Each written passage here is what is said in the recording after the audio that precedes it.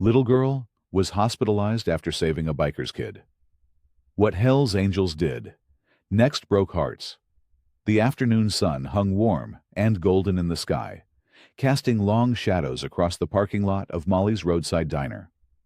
The small restaurant sat just off the highway, its faded blue exterior and neon sign a familiar sight to locals and truckers passing through the quiet town. Sarah Carter wiped her brow with the back of her hand as she balanced a tray of dirty dishes. Through the large front window, she could see her 6-year-old daughter, Emma, sitting at one of the outdoor tables. The little girl hunched over her drawing, her tongue poking out in concentration as her small fingers gripped a red crayon. "Order up for table 7, Sarah," called Molly from behind the counter. "Coming," Sarah answered, quickly depositing the dirty dishes in the bin before grabbing the fresh order. She glanced again at Emma through the window. Her daughter's honey-brown ponytail bounced as she reached for another crayon. Sarah smiled despite her tired feet. 2 shifts back-to-back wasn't easy, but seeing Emma content made it worthwhile. "Your girl sure loves those drawings," said Molly, following Sarah's gaze. "She'd spend all day coloring if I let her," Sarah replied. "Thanks again for letting her sit out front while I finish my shift." "That child is an angel," Molly said. "Plus, she brings some sunshine to this place." Outside, Emma carefully selected a blue crayon from her well-worn box. Her picture was almost done. A big sun shining down on a house with 4 stick figures standing in front. She frowned slightly at the drawing. Something was missing. Maybe flowers. She reached for the pink crayon. Across the street, Jack Malone sat on a wooden bench, his large frame looking almost too big for the seat. Despite his imposing presence, broad shoulders, leather vest with his motorcycle club patches, and the hint of tattoos peeking from beneath his sleeves, his expression was gentle as he watched his 4-year-old son. "Look, Daddy, I'm fast!"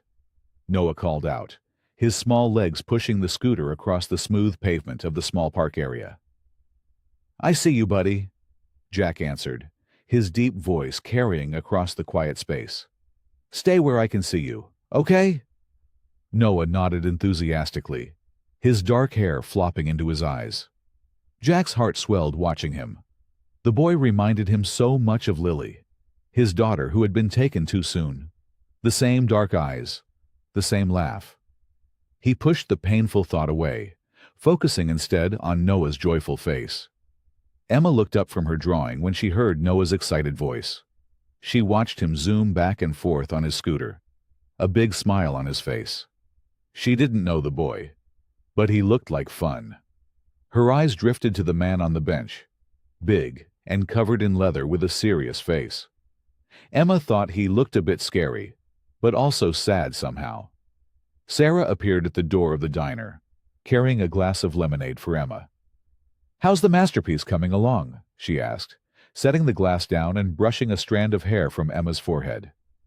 "Almost done, Mommy. See? It's us, and our house, and the sun," Emma explained, pointing to each element with pride. "It's beautiful, sweetheart," Sarah said. "I'm almost finished with my shift. Just 20 more minutes, okay?" Emma nodded, picking up her lemonade with both hands and taking a long sip. Sarah planted a quick kiss on her head before hurrying back inside. Across the street, Noah had grown tired of riding in circles. He ventured closer to the edge of the park area, where the pavement sloped gently toward the road. Jack stood up, stretching his back. "Noah, stay away from the edge, buddy," he called. Noah turned, distracted by a butterfly that fluttered past. In that moment, his foot slipped off the scooter. The small vehicle, now riderless, began to roll slowly down the slight incline. "My scooter!" Noah cried, chasing after it. Jack's heart jumped to his throat as he saw the scooter picking up speed, heading straight for the road. "Noah, stop!" he shouted, breaking into a run. Emma looked up at the commotion. She saw the little boy running after his scooter, which was rolling faster and faster toward the busy road. Without thinking, she dropped her crayons, the colorful sticks clattering across the table and onto the pavement below. Emma's heart pounded in her chest as she jumped up from her seat. The little boy was running straight toward danger, and nobody was close enough to help him.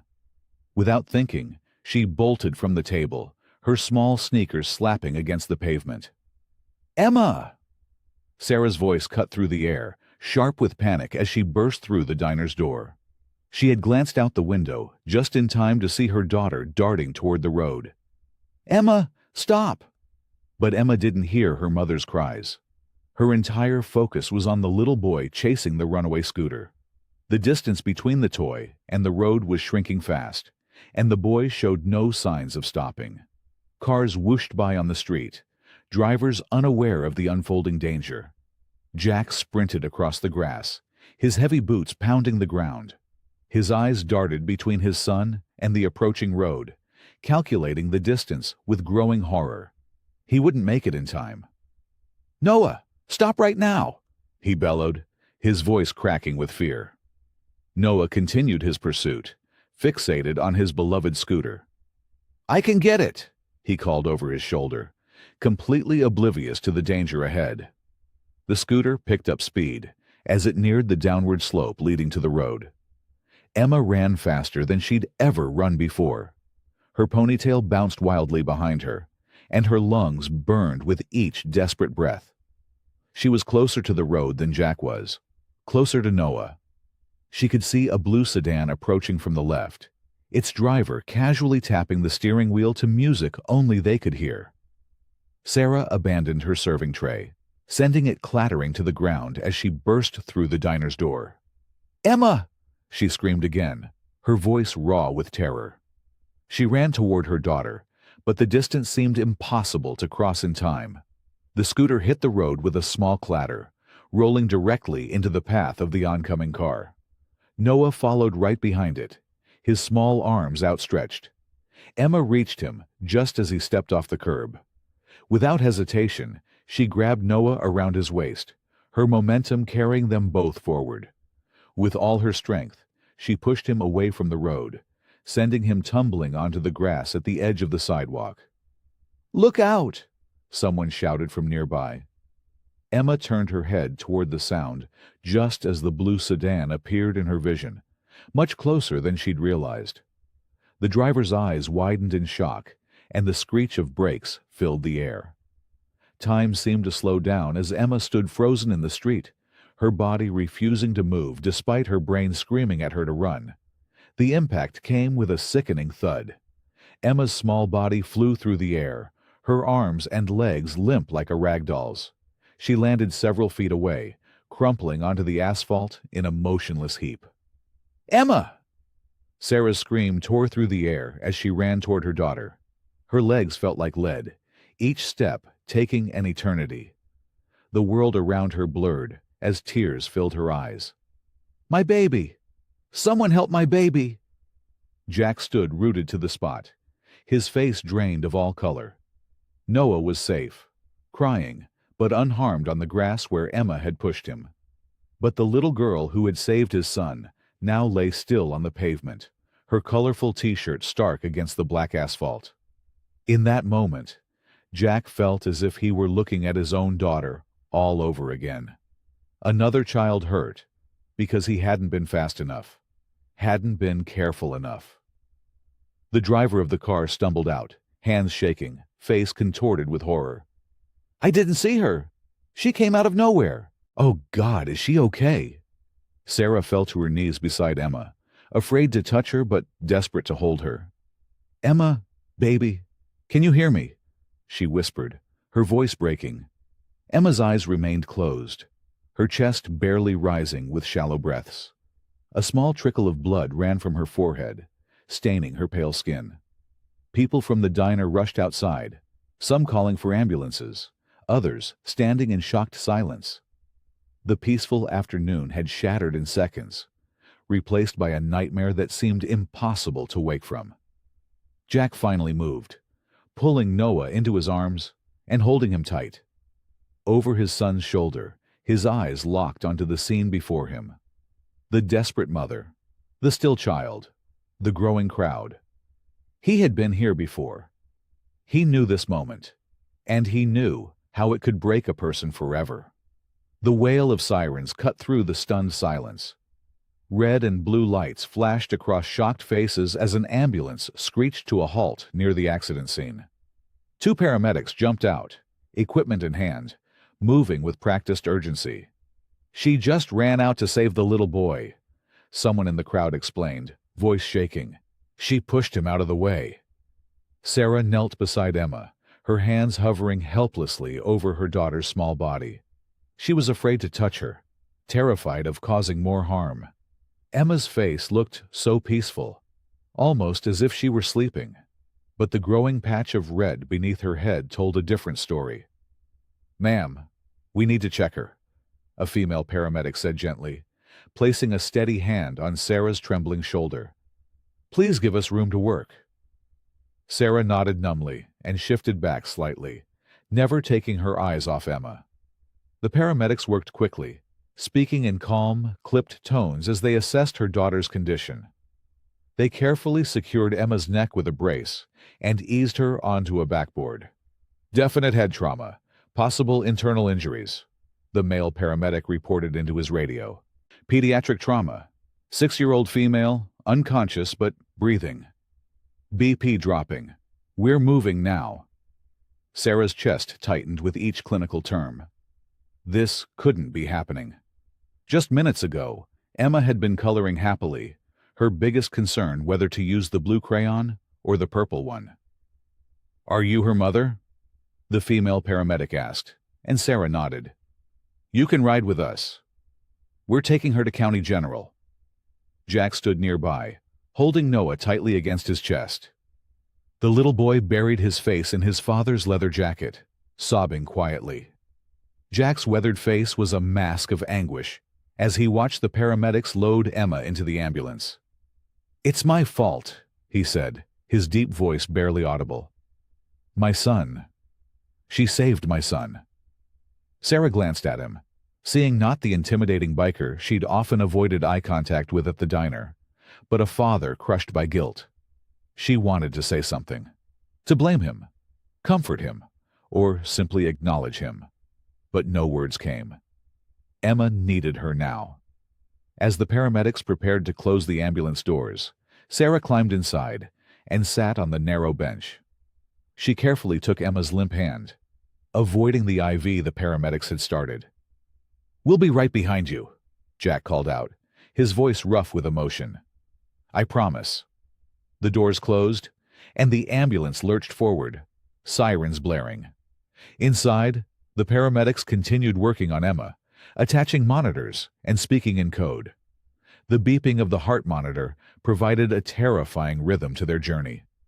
"Stay with me, baby," Sarah whispered, squeezing Emma's hand. "Please stay with me."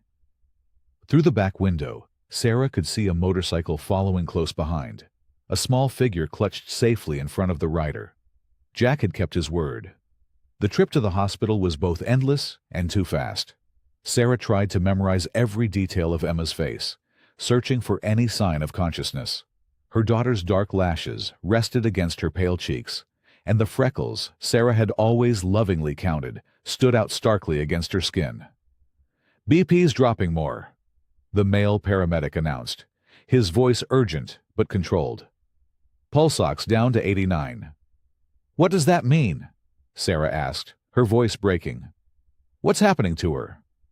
"We're doing everything we can, ma'am," the female paramedic replied, not answering the question directly. "We're almost there." The ambulance screeched to a halt at the emergency entrance. The doors flew open, and suddenly there were more hands, more voices. Emma was whisked away through automatic doors, a team of hospital staff surrounding her. 6-year-old female, vehicle versus pedestrian, GCS-7, dropping BP, suspected internal bleeding. The information flowed between the paramedics and hospital staff as they ran alongside the stretcher. Sarah struggled to keep up, her legs feeling weak beneath her. A nurse tried to direct her to a waiting area, but she pushed past. "I'm her mother," she insisted. "I need to stay with her." "Ma'am, they're taking her straight to surgery," the nurse explained, her voice firm but kind. "The surgical team is waiting. The best thing you can do for your daughter now is let them work. At the entrance to a set of double doors marked authorized personnel only, the stretcher paused briefly. A doctor in surgical scrubs leaned over Emma, checking her pupils with a penlight. "Emma," Sarah called, her voice breaking. "Mommy's here. You're going to be okay."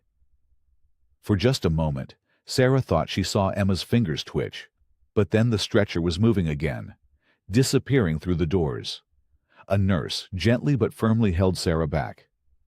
"The surgical team will take good care of her," she promised. "There's a waiting area right here. The doctor will come talk to you as soon as they know more." Left alone in the sterile hallway, Sarah pressed her back against the wall and slowly slid down until she was sitting on the cold floor. Her entire body trembled uncontrollably, and her hands still felt the phantom warmth of Emma's. She wrapped her arms around herself, trying to hold the pieces together as sobs racked her body. The hallway light seemed too bright, the antiseptic smell too sharp. Everything about this place screamed that something was terribly wrong with her perfect, beautiful little girl. And there was absolutely nothing Sarah could do to fix it. The waiting room clock ticked past 10 p.m., each second stretching like an hour. Sarah sat hunched forward in an uncomfortable plastic chair, elbows on her knees, hands clasped so tightly her knuckles had turned white. Her eyes were fixed on the swinging doors that separated her from Emma. Every time they opened, her heart leaped with hope, only to crash again when it wasn't the doctor with news about her daughter. Across the room, Jack sat with his broad shoulders curved inward, making his large frame seem smaller. Noah had finally fallen asleep against his chest, small hands still clutching his father's leather jacket.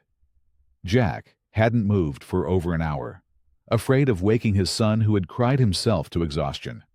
The fluorescent lights hummed overhead, casting harsh shadows that deepened the worry lines on everyone's faces.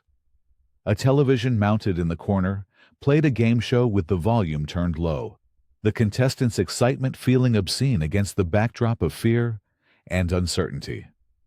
Sarah rubbed her eyes, gritty from dried tears and exhaustion. Coffee cups and snack wrappers littered the table beside her, offerings from well-meaning nurses that she'd barely touched. Her phone buzzed again, with another message from her boss at her second job, asking if she'd make her shift tomorrow.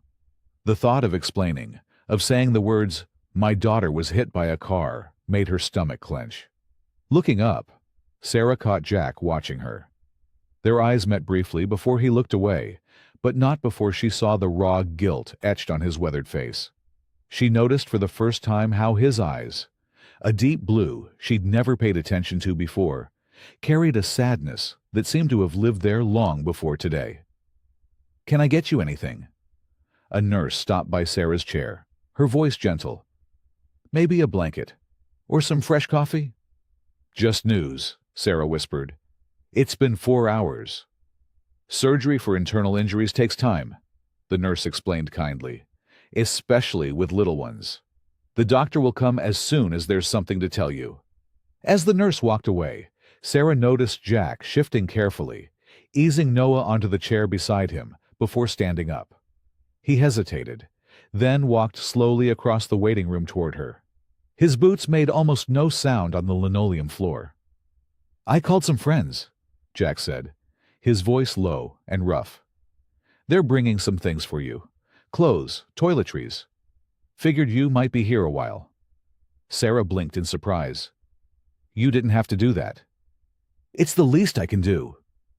Jack's hands opened and closed at his sides, as if he didn't know what to do with them. "Your girl saved my son's life." The simple truth of his words hung between them. Sarah nodded, unable to speak past the lump in her throat. "Noah keeps asking about the brave girl," Jack continued, glancing back at his sleeping son. "He wants to give her his favorite toy dinosaur when she wakes up." "When?" Sarah repeated, clinging to the word. "Not if." "When?" Jack confirmed firmly. "Kids are tough, tougher than we give them credit for." He spoke with a certainty that Sarah desperately needed, and she found herself wondering what experience lay behind his words. Before she could ask, the doors swung open, and a surgeon in blue scrubs walked toward them. Sarah stood so quickly her vision blurred. "Ms. Carter?" The surgeon extended her hand. "I'm Dr. Rivera. Emma's out of surgery." "Is she—" Sarah couldn't finish the question. "She's stable, Doctor," Rivera said, and Sarah felt her knees weaken with relief. Jack's hand appeared at her elbow, steadying her. The internal bleeding was significant, but contained primarily to her spleen. "We were able to repair the damage without removing it, which is very good news." "Her head," Sarah managed. "There was so much blood." "She has a moderate concussion and required some stitches, but the CT scan shows no severe brain injury. She also has a broken leg that we've set.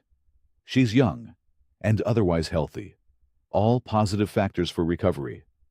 Sarah pressed a trembling hand to her mouth, tears flowing freely now. Jack stood beside her, his own eyes glistening. "When can I see her?"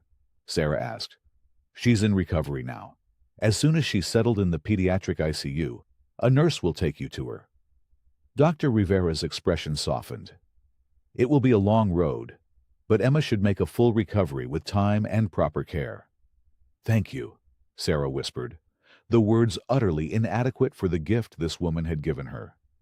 "Thank you for saving my little girl." As Dr. Rivera walked away, Sarah found herself turning toward Jack. Without thinking, she reached for his hand and squeezed it tightly. His rough palm against hers felt like an anchor in the storm. "She's going to be okay," Sarah said, her voice breaking on a sob that was half joy, half lingering fear. Jack nodded, a tear finally breaking free to trail down his weathered cheek. "She's going to be okay," he repeated, as if saying the words aloud might help him believe them too. Morning light filtered through the thin hospital curtains, casting a pale, golden glow across Emma's small form. Machines beeped softly beside her bed, monitoring her vital signs with steady precision. Sarah had spent the night in an armchair, pulled close to Emma's side, her hand never leaving her daughter's, even as she drifted in and out of troubled sleep. Emma's eyelids fluttered, then slowly opened. For a moment, confusion clouded her expression as she took in the unfamiliar ceiling tiles and the antiseptic smell of the hospital room. "Mommy!" Her voice was barely above a whisper, rough from the breathing tube that had been removed after surgery. Sarah leaned forward instantly, her heart swelling with relief. "I'm right here, baby. I'm right here." She brushed a strand of hair from Emma's forehead, careful to avoid the bandage covering her stitches. Emma tried to move, then winced. "It hurts."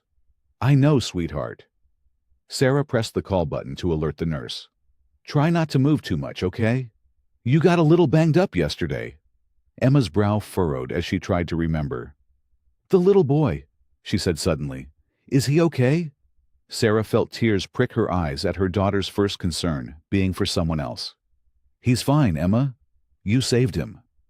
"What happened?" Emma asked, looking down at the cast on her leg with wide eyes. Sarah took a deep breath, choosing her words carefully. "You were very brave yesterday. There was a little boy chasing his scooter, and it was heading toward the road. You ran really fast and pushed him out of the way, but you got hurt in the process." Emma nodded slowly, processing this information. "I remember running. I was scared the car would hit him. Instead, it hit you," Sarah said softly, stroking Emma's hand. "You have a broken leg, and the doctors had to fix some things inside your tummy. That's why it hurts, but you're going to get better." A nurse entered, bringing a cup of ice chips and checking Emma's vitals. "Look who's awake. How are you feeling, brave girl?"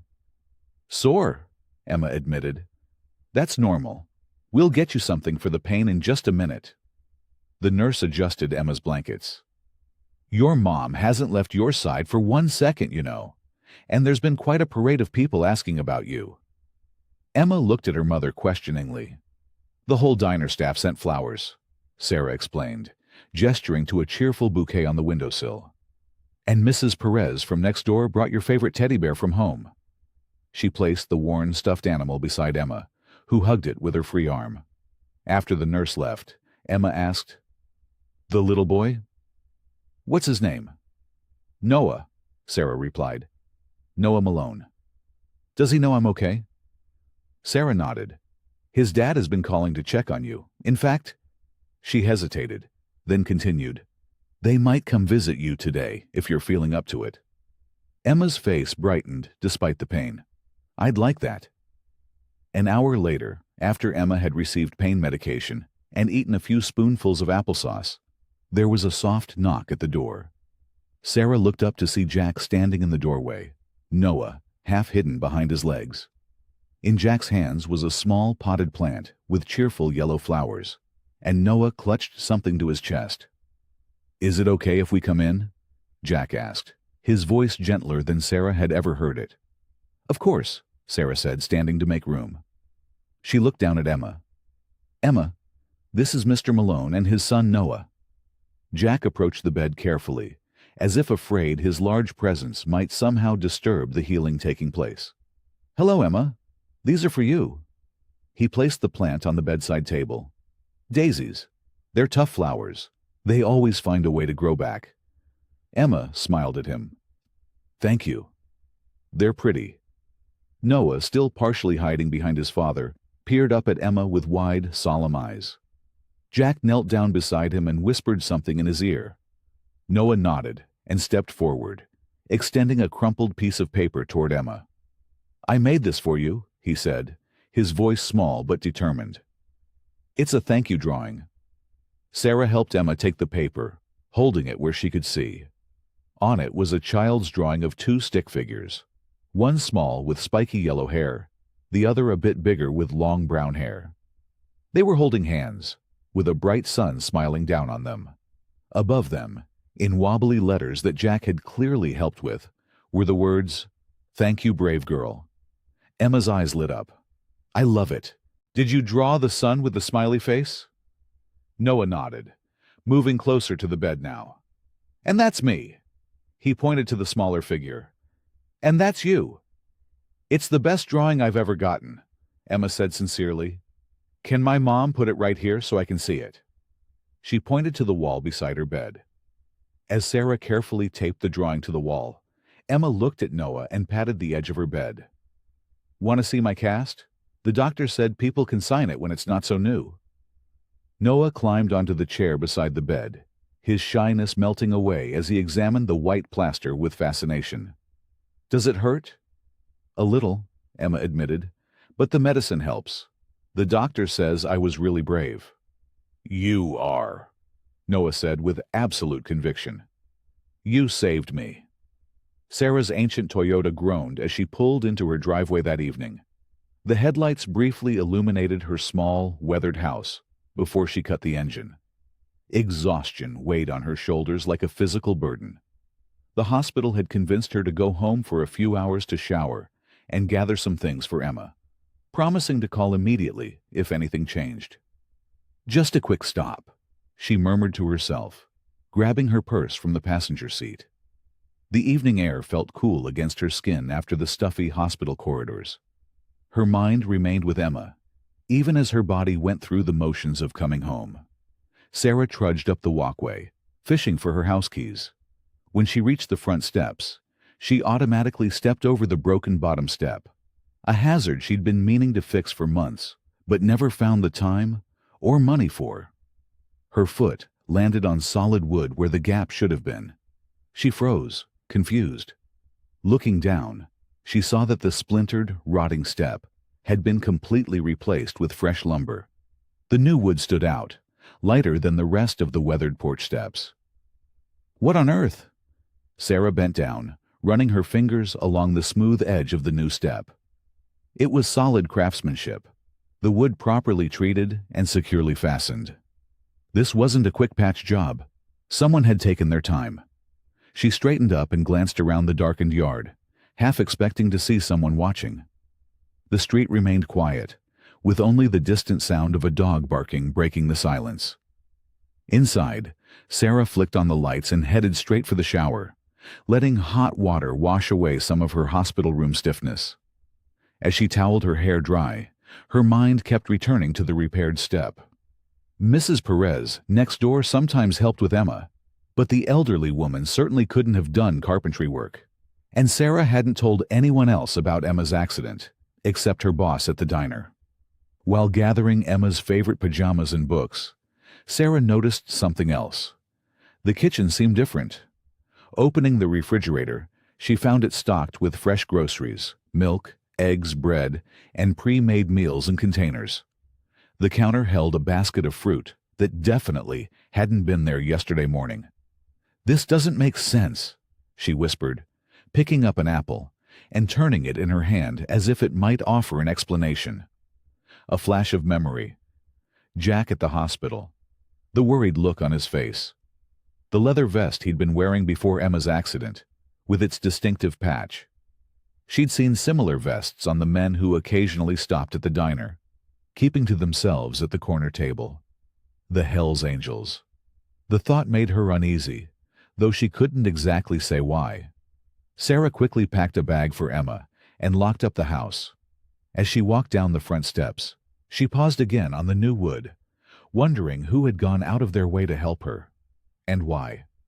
Back at the hospital, Sarah found Emma sleeping peacefully, her small chest rising and falling with each breath. The nurse at the station smiled as Sarah approached. "Someone dropped this off for you about an hour ago," she said, handing Sarah a paper bag that smelled deliciously of home-cooked food. "Said they knew you probably hadn't eaten all day." Sarah peered inside to find a container of still warm stew, a chunk of crusty bread, and a slice of apple pie. "Who brought this?" she asked. The nurse shrugged. "Big guy. Didn't say much. Beard, bandana. Seemed a bit rough around the edges, but he was polite enough. Asked how Emma was doing, then left this for you." Sarah settled into the chair beside Emma's bed, the paper bag on her lap. First the step, then the groceries. Now dinner. She thought again of the patches on those leather vests, the motorcycles that rumbled through town occasionally. Could it be the bikers? But why would they help her? She barely knew Jack, and she certainly didn't know any of the other Hells Angels members. Sarah took a tentative bite of the stew. It was rich and flavorful, clearly made with care. As Emma slept on, Sarah ate slowly, watching her daughter's face in the dim light. The pieces weren't fitting together, but she couldn't deny the evidence. Someone was helping them. Someone unexpected. The lunch rush at Millie's diner had wound down to a trickle of customers when Sarah stopped by to collect her schedule for the week. Emma had been moved from intensive care that morning, and though Sarah hated leaving her daughter's side even briefly, she needed to make arrangements with her boss. "Sarah, honey, how's that sweet girl of yours doing?"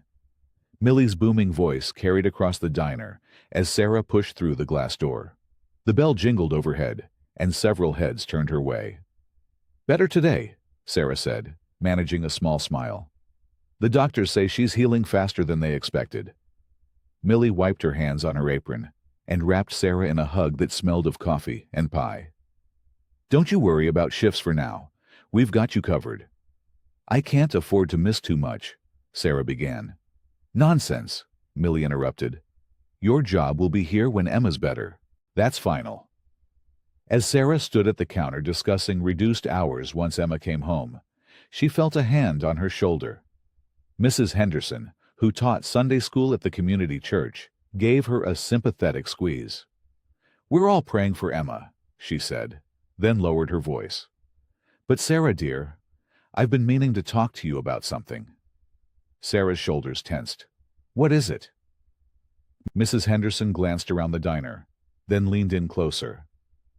"Some of us have noticed those motorcycle men hanging around the hospital. I saw one yesterday when I brought flowers." She shook her head. "You need to be careful, dear. Those Hells Angels aren't the type of people you want around Emma."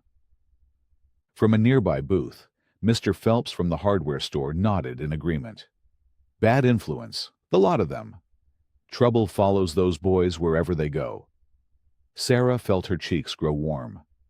"They're just checking on Emma. Jack's little boy was the one she saved." "That may be," Mrs. Henderson said, patting Sarah's hand. "But decent folks keep their distance from that crowd. Always have. Always will. Millie shot the woman a look, but remained silent, busying herself with wiping down the counter. Sarah noticed how the entire diner had grown quiet, everyone seemingly invested in the conversation. "I appreciate your concern," Sarah said stiffly, "but right now, all I care about is Emma getting better." As she turned to leave, Sheriff Davis stepped in from the sidewalk, removing his hat. "Sarah, glad I caught you. Heard you've had some visitors at the hospital." His voice carried the weight of authority. "Just want you to know we're keeping an eye out. Those fellas have been known to cause trouble in other counties." Sarah clutched her purse tighter. "They fixed my front step," she blurted out. "And they left groceries. I don't understand why, but they're helping us." The sheriff exchanged glances with Mrs. Henderson. "That's how they operate, Sarah. They do favors, so you feel indebted. Best to keep your distance."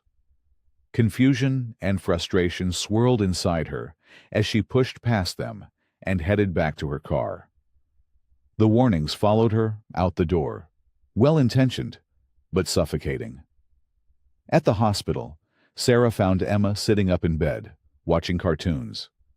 Her small face brightened when Sarah entered. "Mommy! Nurse Patty says I can have ice cream later." Sarah kissed her daughter's forehead, grateful for the normalcy of Emma's excitement over dessert. "That's wonderful, sweetheart." Later, while Emma napped, Sarah stepped into the hallway, where Nurse Patty was checking charts at the station. "Your little girl's quite the fighter," Patty said with a smile. "Her vitals are looking great today." "Has anyone come by while I was gone?" Sarah asked, thinking of the townspeople's warnings. Patty's expression softened. "Just the usual." Jack stopped by briefly but didn't want to wake her. She paused, then added, "He's a good man, you know." "Despite what people might say." "You know him?" "Used to work with him, years back." Patty closed the chart she was holding. "Before he joined the chapter, he was one of the best paramedics I've ever seen." Sarah's eyebrows rose in surprise. "Jack was a paramedic?" Patty nodded. "Until the accident. Lost his little girl. She was about Emma's age. Couldn't save her, and it broke him. He quit after that." She sighed deeply. "I think that's why Emma means so much to him. Reminds him of Lily." The revelation hit Sarah like a physical blow. Jack's attentiveness, the pain in his eyes when he looked at Emma. Suddenly it made sense. Not charity or some hidden agenda, but a broken heart recognizing something precious. "I didn't know," Sarah whispered. "Most people don't bother to look past the leather and patches," Patty said, her voice gentle but firm. "The town's never given those men a fair chance." As Sarah returned to Emma's room, she could still hear the warnings from the diner ringing in her ears. But now they were mingled with something else. The image of Jack as a paramedic, a father who couldn't save his own daughter, watching Emma fight for her life after saving his son. Morning sunlight streamed through the thin hospital curtains, painting golden stripes across Emma's blanket. She sat propped up against a mound of pillows, listlessly pushing her breakfast cereal around in its bowl. The hospital room felt stuffy despite the open window, and Emma's usual sparkle had dimmed after days confined to her bed. Sarah gently brushed Emma's tangled hair, trying to coax a smile. "The doctor says you might get to try the wheelchair today.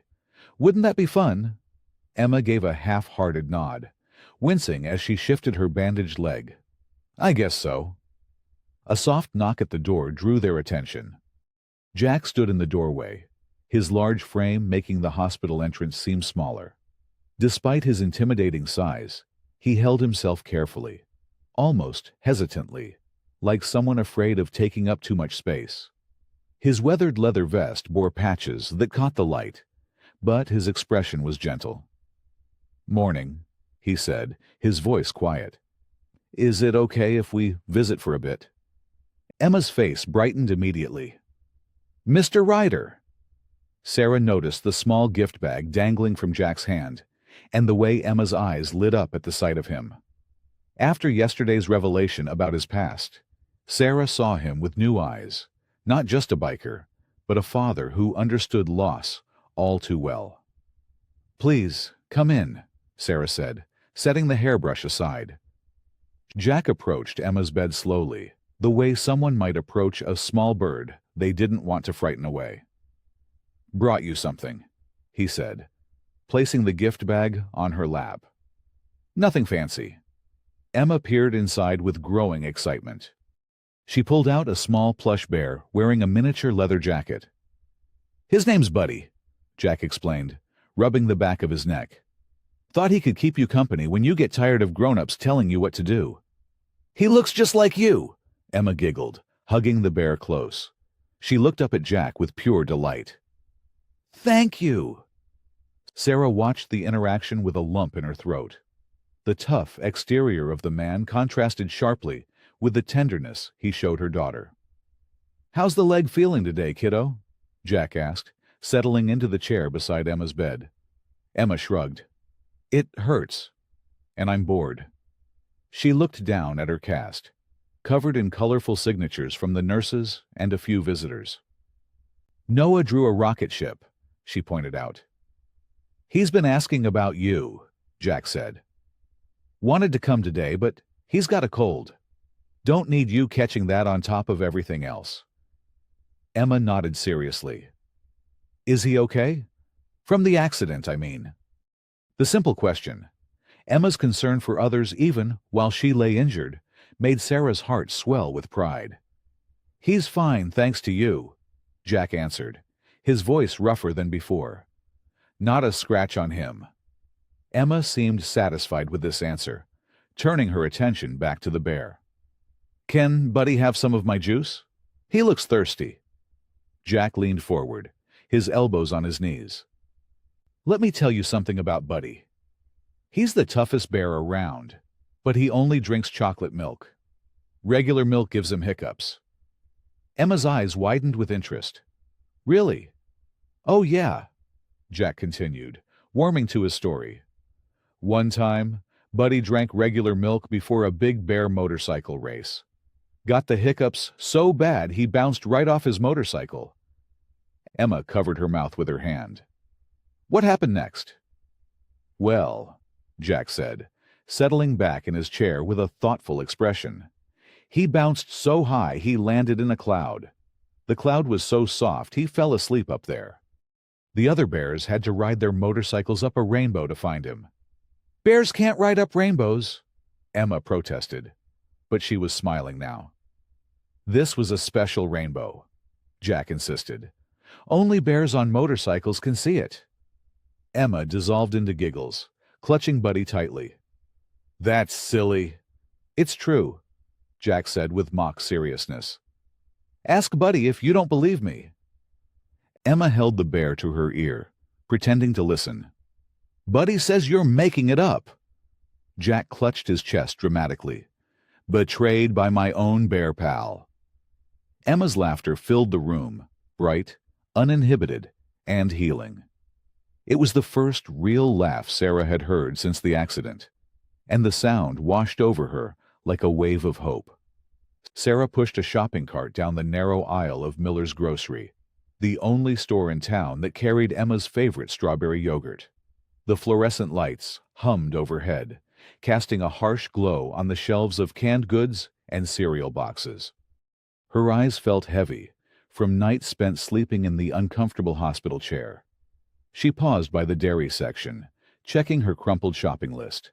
The hospital had said Emma might come home in a few days, if her recovery continued smoothly. Sarah needed to stock up on soft foods and prepare for what would be weeks of at-home care. "Sarah? Is that you?" She looked up to see Diane Maxwell, who ran the town library. Diane approached with a sympathetic smile, her cart filled with produce. "How's little Emma doing?" Diane asked, placing a hand on Sarah's arm.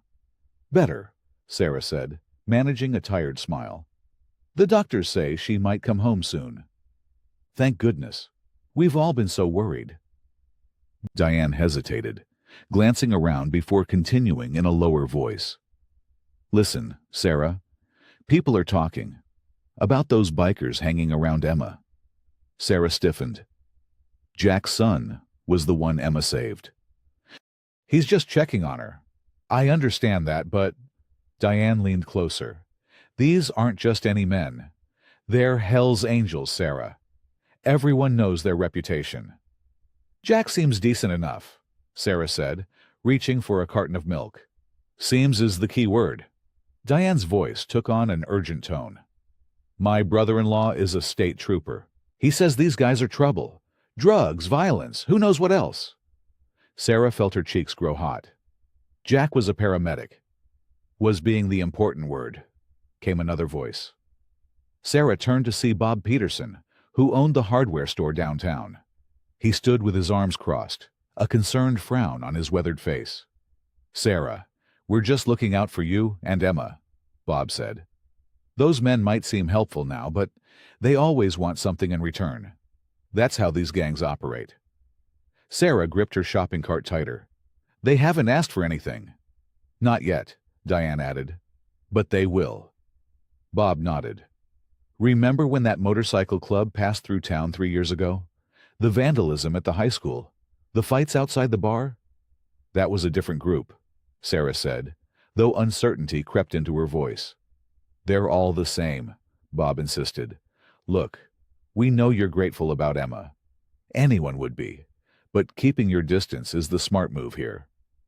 Mrs. Grayson, Emma's former kindergarten teacher, appeared at the end of the aisle. She hurried over, her face pinched with concern. "Sarah, dear, I heard about Emma. Such a brave little girl." Mrs. Grayson touched Sarah's shoulder.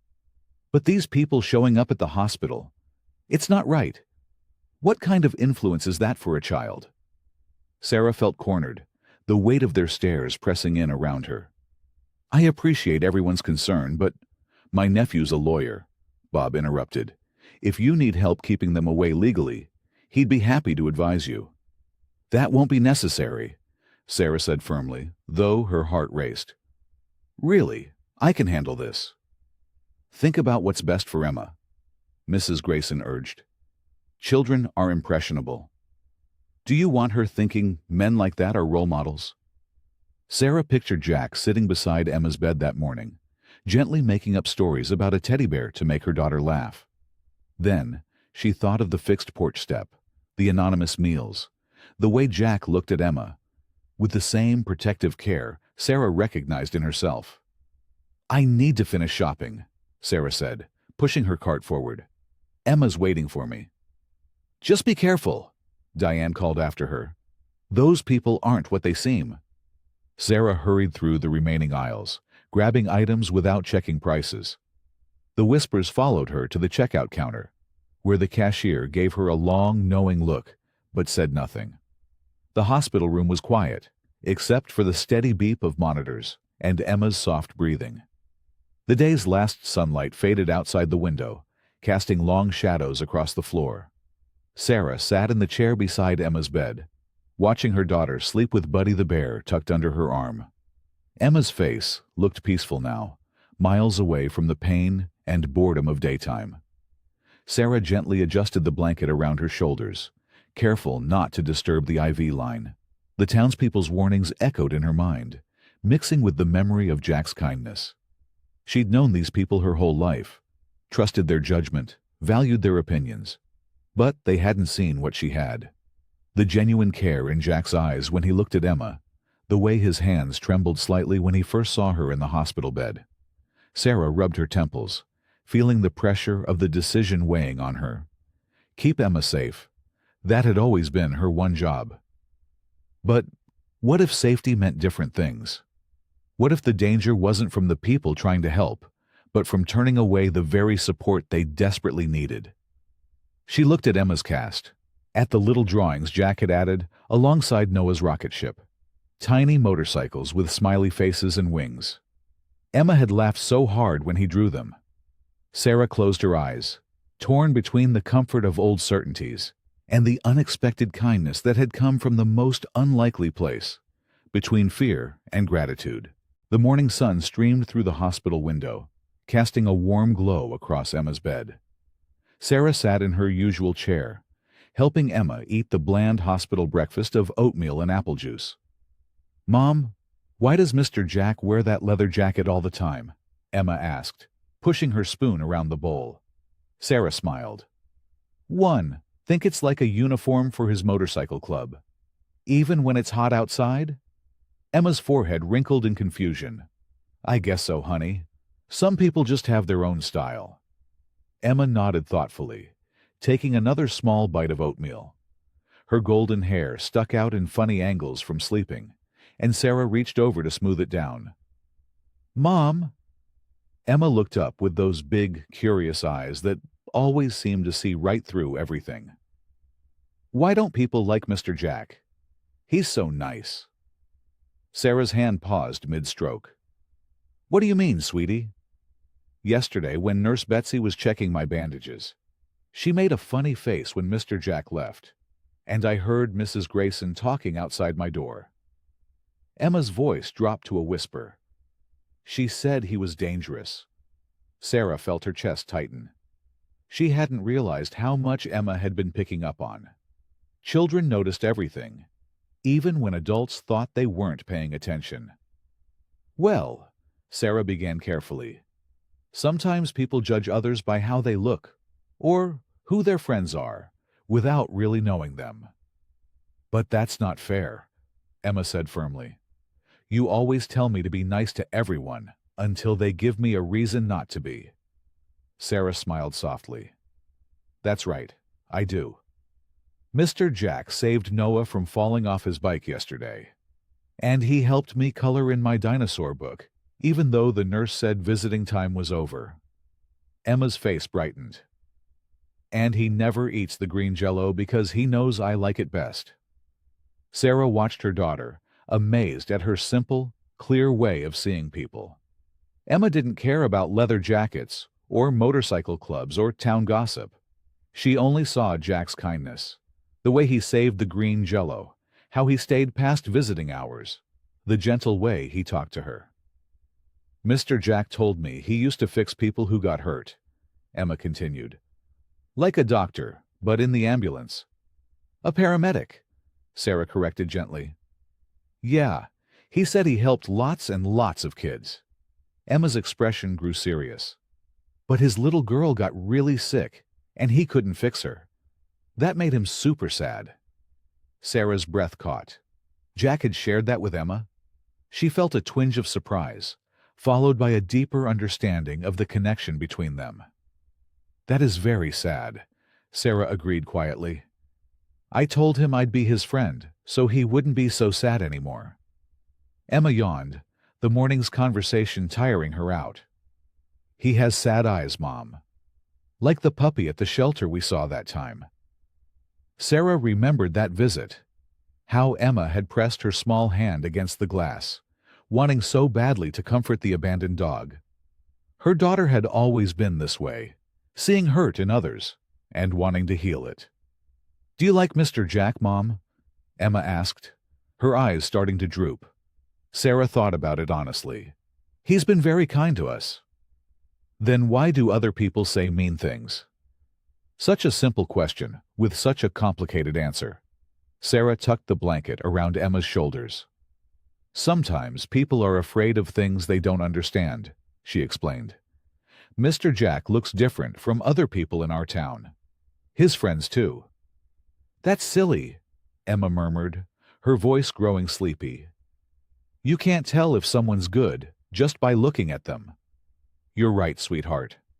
Sarah stroked Emma's hair as her eyelids grew heavier. "That's very wise. When I get better, can we invite Mr. Jack for dinner? To say thank you?" Emma's words slurred slightly as sleep began to take her. Sarah didn't answer right away. Emma's breathing evened out as she drifted off, clutching Buddy the bear close to her chest. Alone with her thoughts, Sarah gazed at her sleeping daughter, out of the mouths of babes, as her own mother used to say. Emma saw goodness where others saw danger, kindness where others saw threat. Was her daughter naive, Or was she seeing what truly mattered? Sarah leaned back in her chair, weighing the warnings of her friends against the evidence of her own eyes. The fixed porch step, the anonymous groceries, Jack's gentle stories that made Emma laugh again, the motorcycle club members who nodded respectfully when they passed her in the hall, but never intruded. She thought of Jack's face when he watched Emma sleep, the mix of grief and tenderness that couldn't be faked. What was the right thing to do? Trust her neighbors who'd known her all her life? Or trust her own instincts about a man who came from a world so different from her own? Sarah gazed at Emma, peaceful in sleep, and realized she had no clear answer. The rumble of motorcycles broke the afternoon quiet of Mapleton's east side. 5 burly men pulled up to Sarah's small white house, their leather vests emblazoned with the Hells Angels insignia. The neighbors peered through curtains as the men dismounted their bikes and gathered in a circle in Sarah's front yard. "Remember, we're in and out before she gets back from the hospital," said Vince, a gray-bearded man with weathered hands. At 53, he was the oldest of the group and had been with Jack since the beginning. "Jack says she's proud, doesn't want charity," added a younger biker named Dex, unloading tools from his saddlebag. The men nodded, understanding the delicate situation. This wasn't their first secret mission to Sarah's house. They'd fixed her porch steps 3 days ago and left groceries twice. Each time they were careful to leave no trace of who had helped. "All right, Dex and Tommy, you take the east side. Me and Bones will handle the west slope. Ricky, your lookout," Vince instructed, pointing to different sections of the modest home's roof. "Those last rains did a number on this place. Ceilings probably got water damage inside." The men moved with surprising efficiency, hauling shingles, hammers, and roofing materials from their bikes. Despite their intimidating appearance, tattoos covering muscled arms, long beards, and chains hanging from belt loops, their movements were careful, methodical, even gentle. Inside the house, water stains marked the living room ceiling where rain had seeped through the damaged roof. A plastic bucket sat in the corner, positioned to catch drips during the next rainfall. The men had noticed it all when they'd helped Jack deliver groceries earlier in the week. "Jack's sweet on this family, isn't he?" Tommy said quietly as they climbed the ladder. Vince grunted. "It's more than that. That little girl, she reminds him of Lily." The men grew silent at the mention of Jack's daughter. They'd all been there for the funeral 5 years ago. They'd watched their brother crumble and slowly piece himself back together, never quite whole again. The sun beat down as they worked, sweat dripping from their brows. They removed damaged shingles, replaced rotted wood, and sealed everything properly. The neighbors continued to watch suspiciously, but no one approached or called the police. The Hells Angels' reputation kept people at a distance, sometimes a blessing, sometimes a curse. "Hand me that nail gun," Dex called out, balancing on the roof's edge. "This section's completely shot." Ricky, positioned at the front yard to watch for Sarah's return, kept glancing nervously at his watch. "We've got about an hour before she usually gets back from the hospital." The men worked faster, their hands skilled from years of manual labor. Many had been mechanics, construction workers, or tradesmen before joining the club. Those skills served them well now as they repaired the leaking roof that Sarah couldn't afford to fix. "Remember when we did this for Old Man Jeffries?" Tommy laughed, hammering down a shingle. "He came home while we were still up here and nearly had a heart attack."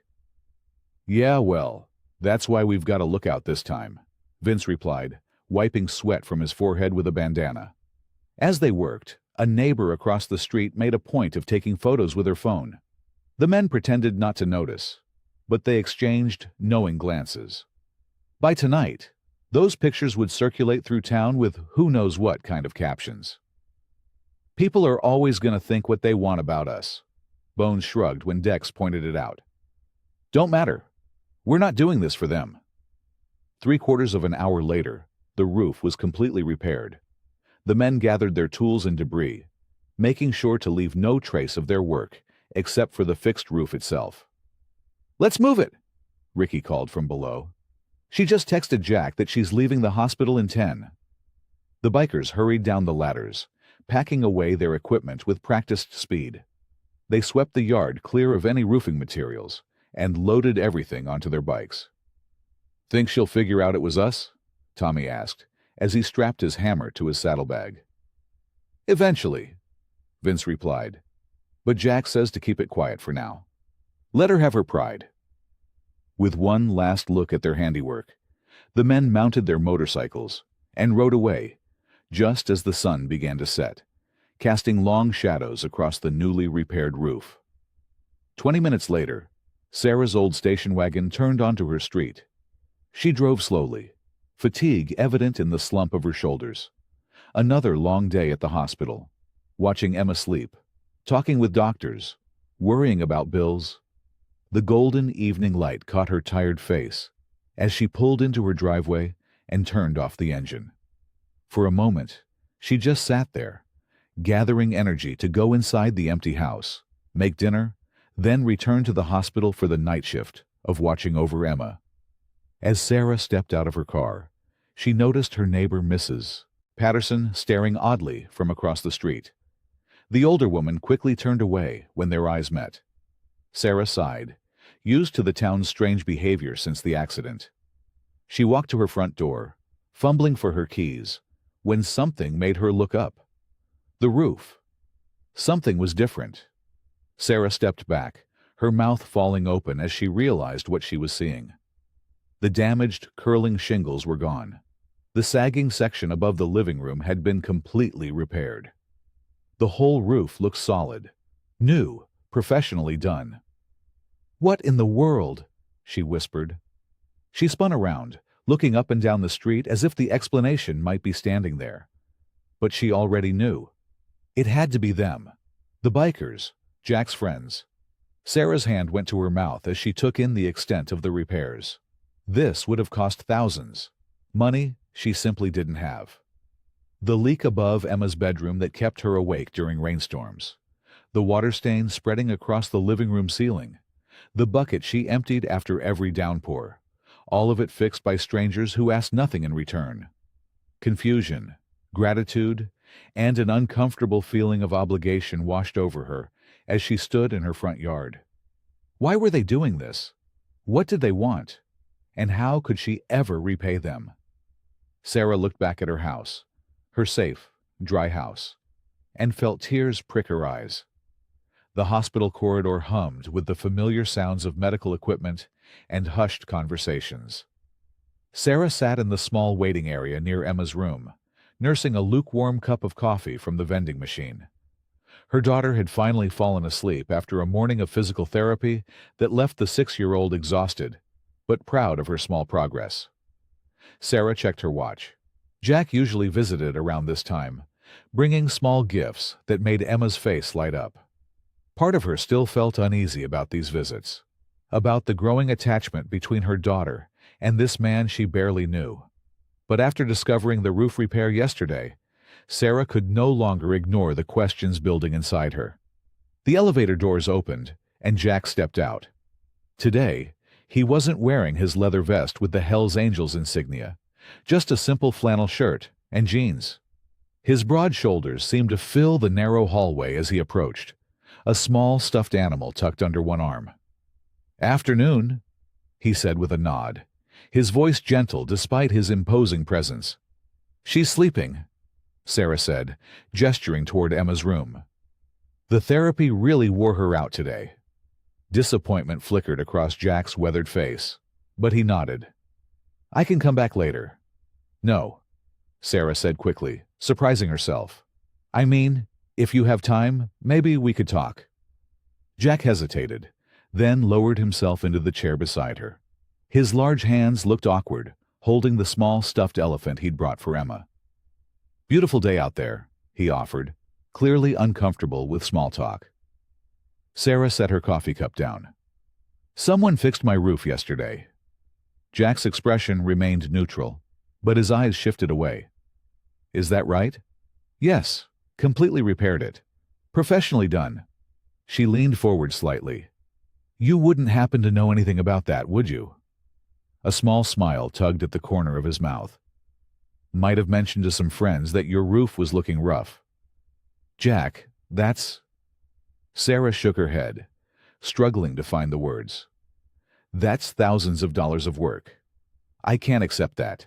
I can't pay it back. Nobody's asking you to. His voice was firm but kind. It's just a roof, Sarah. But why? Why are you and your friends doing all this? The groceries, the porch steps, and now this. The question that had been burning inside her finally surfaced. What do you want from us? Jack looked down at the stuffed elephant in his hands, his thumb absently stroking its soft ear. The silence stretched between them until Sarah thought he might not answer. I had a daughter, he finally said, so quietly Sarah had to lean closer to hear. Her name was Lily. The past tense hit Sarah like a physical blow. She remembered what the nurse had told her days ago about Jack losing a child. She was 4, Jack continued, his eyes fixed on the elephant. Smart kid. Too smart sometimes. A ghost of a smile crossed his face. Always asking questions I couldn't answer. Sarah waited, sensing he needed time to tell this story in his own way. I was working as a paramedic back then, night shift. My wife was watching Lily. His voice grew rough around the edges. There was a fire, electrical problem in their apartment building. By the time my unit arrived on scene, he stopped, his large hands clenching. Sarah felt her throat tighten. I'm so sorry. The thing is, Jack said, looking up finally, his eyes shining with unshed tears. I couldn't save them. My own family. And I couldn't save them. The pain in his voice was so raw, so familiar to any parent who feared losing their child, that Sarah felt tears spring to her own eyes. When I saw Emma push Noah out of the way, he continued, when I saw her lying there on the pavement, he shook his head. It was like getting a second chance. Not to save Lily, nothing can do that, but to make sure another parent doesn't feel what I felt. Sarah sat very still, her perception of this man shifting dramatically before her eyes. The intimidating biker, the one the town whispered about, suddenly appeared as something entirely different. A father with a broken heart, trying to piece together some meaning from his loss. The roof, the groceries, Jack said with a small shrug. It's nothing. Just trying to make things a little easier while you focus on Emma. Thank you, Sarah whispered, her earlier suspicions replaced by a deep sense of shame. I didn't know. No reason you should have, Jack replied, looking toward Emma's room. She reminds me of Lily sometimes. That same brave spirit. Sarah's kitchen had never felt so small. She moved nervously between the stove and counter, stirring a pot of spaghetti sauce while checking the garlic bread in the oven. The clock on the wall read 6:45 p.m. They would arrive in 15 minutes. After her conversation with Jack at the hospital, Sarah hadn't been able to shake the image of him sitting alone, grieving his daughter while helping her family. The invitation had slipped from her lips almost without thinking. Would you like to come for dinner tomorrow? You could bring Noah, and maybe a few of your friends who helped with the roof. Now, as she set the table with her mismatched plates and everyday silverware, doubt crept in. What would people think if they saw Hell's Angels motorcycles parked outside her small house? Emma, however, couldn't contain her excitement. Is Mr. Ryder really coming to our house? Emma asked from her wheelchair. The hospital had released her yesterday with strict instructions for rest, but her spirit was livelier than it had been in weeks. Yes, honey, and a few of his friends, Sarah replied, smoothing a wrinkle from the tablecloth. Will they bring their motorcycles? Emma's eyes sparkled at the thought. I'm pretty sure they will. Sarah couldn't help smiling at her daughter's enthusiasm. The rumble came first, a deep, thundering sound that vibrated through the floorboards. Sarah peeked through the curtains. 3 motorcycles pulled up to the curb, their chrome parts gleaming in the early evening light. Jack's was in the lead, with Noah sitting in front of him wearing a tiny helmet. Emma wheeled herself to the window, "They're here!" she squealed. Sarah took a deep breath and opened the front door. Jack stood on the porch, looking uncomfortable in clean jeans and a button-down shirt. Noah bounced excitedly beside him. Behind them were two other men, one tall and thin with a gray beard, the other shorter with broad shoulders and tattoos covering both arms. "Evening," Jack said, holding out a bouquet of wildflowers. "These are from Noah." The little boy beamed. "I picked them myself." "They're beautiful," Sarah said, genuinely touched. "Please, come in." The men entered cautiously, as if afraid they might break something. Emma's face lit up when she saw them. "Mr. Ryder," she called, "you brought your friends." Jack smiled. "Emma, this is Pete and Hank." He gestured to the two men. "They helped fix your mama's roof." "Thank you for fixing our house," Emma said with such sincerity that the burly Hank actually blushed. "Weren't nothing, little lady," Pete said, his voice surprisingly gentle. "Just some shingles and nails." Sarah noticed how carefully the men moved around Emma's wheelchair, their size making them seem even more cautious in her small living room. "Dinner's almost ready," she said. "Can I get anyone something to drink?" "Water's fine, ma'am," Pete replied, still standing awkwardly by the door. "Please call me Sarah," she insisted, gesturing toward the couch. "Make yourselves comfortable." Noah had already found his way to Emma's side, showing her a small toy motorcycle he'd brought. In the kitchen, Sarah felt a presence behind her. Jack stood there, looking uncertain. "Need any help?" he asked. "You could drain the pasta," she replied, surprised by how natural it felt to have him in her kitchen. As they worked side by side, Sarah stole glances at Jack's strong hands carefully handling the colander, steam rising around his face. This man who rode with the Hells Angels, who had survived unimaginable loss, was now helping her serve spaghetti. When they all gathered around the table, Emma in her wheelchair, Noah on a stack of books to reach his plate, the three bikers looking comically large in her dining chairs, Sarah felt a strange sense of rightness. "This looks amazing," Hank said, eyeing the steaming plates of pasta. "Emma helped with the sauce," Sarah said, causing her daughter to sit up straighter with pride. "Best sauce I ever saw," Jack declared, making Emma giggle. As they ate, the initial awkwardness melted away. Pete shared stories of his days as a mechanic.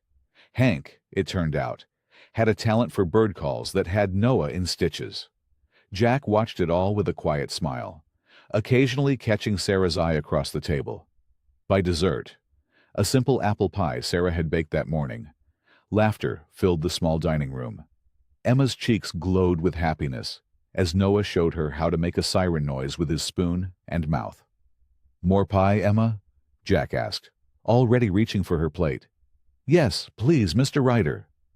Sarah watched as these rough men doted on her daughter, their gentleness with her, a stark contrast to their intimidating appearance. In Emma's eyes, they weren't dangerous bikers.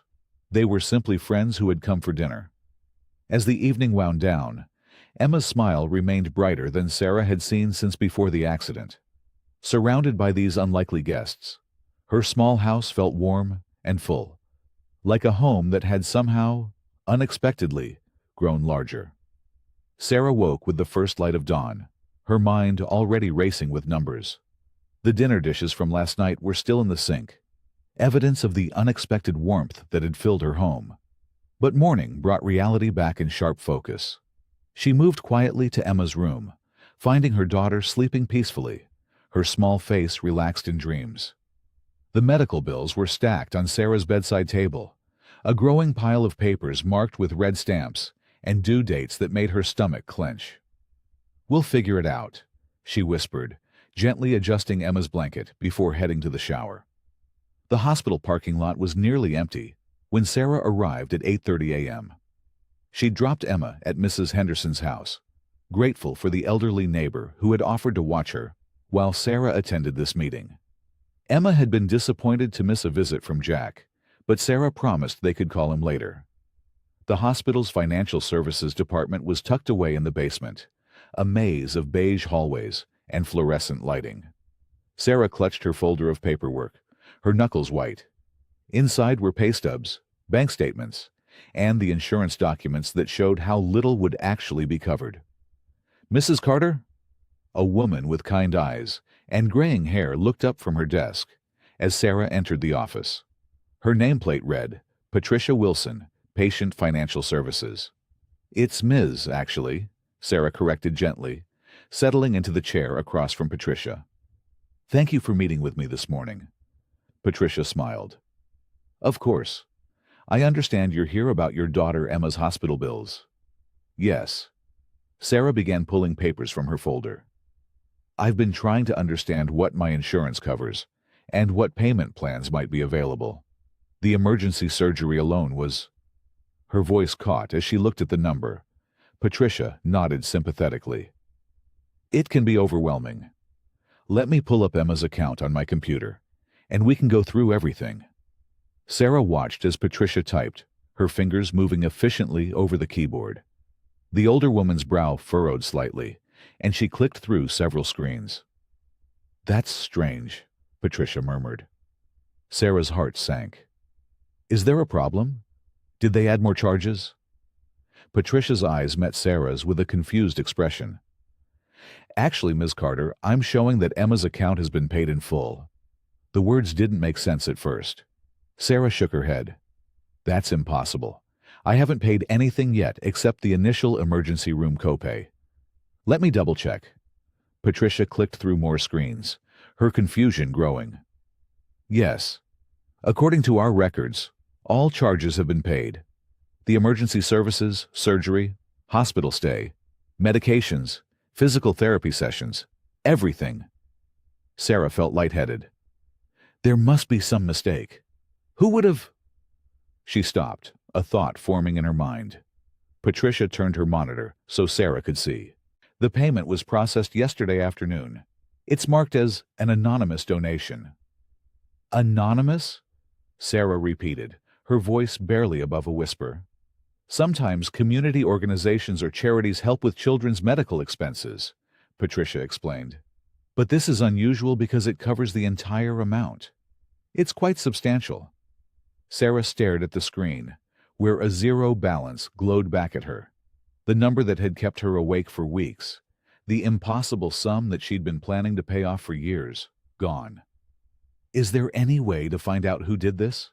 Sarah asked, her hands trembling slightly. Patricia shook her head. "The donor specifically requested anonymity. All I can tell you is that it was paid in cash." Cash.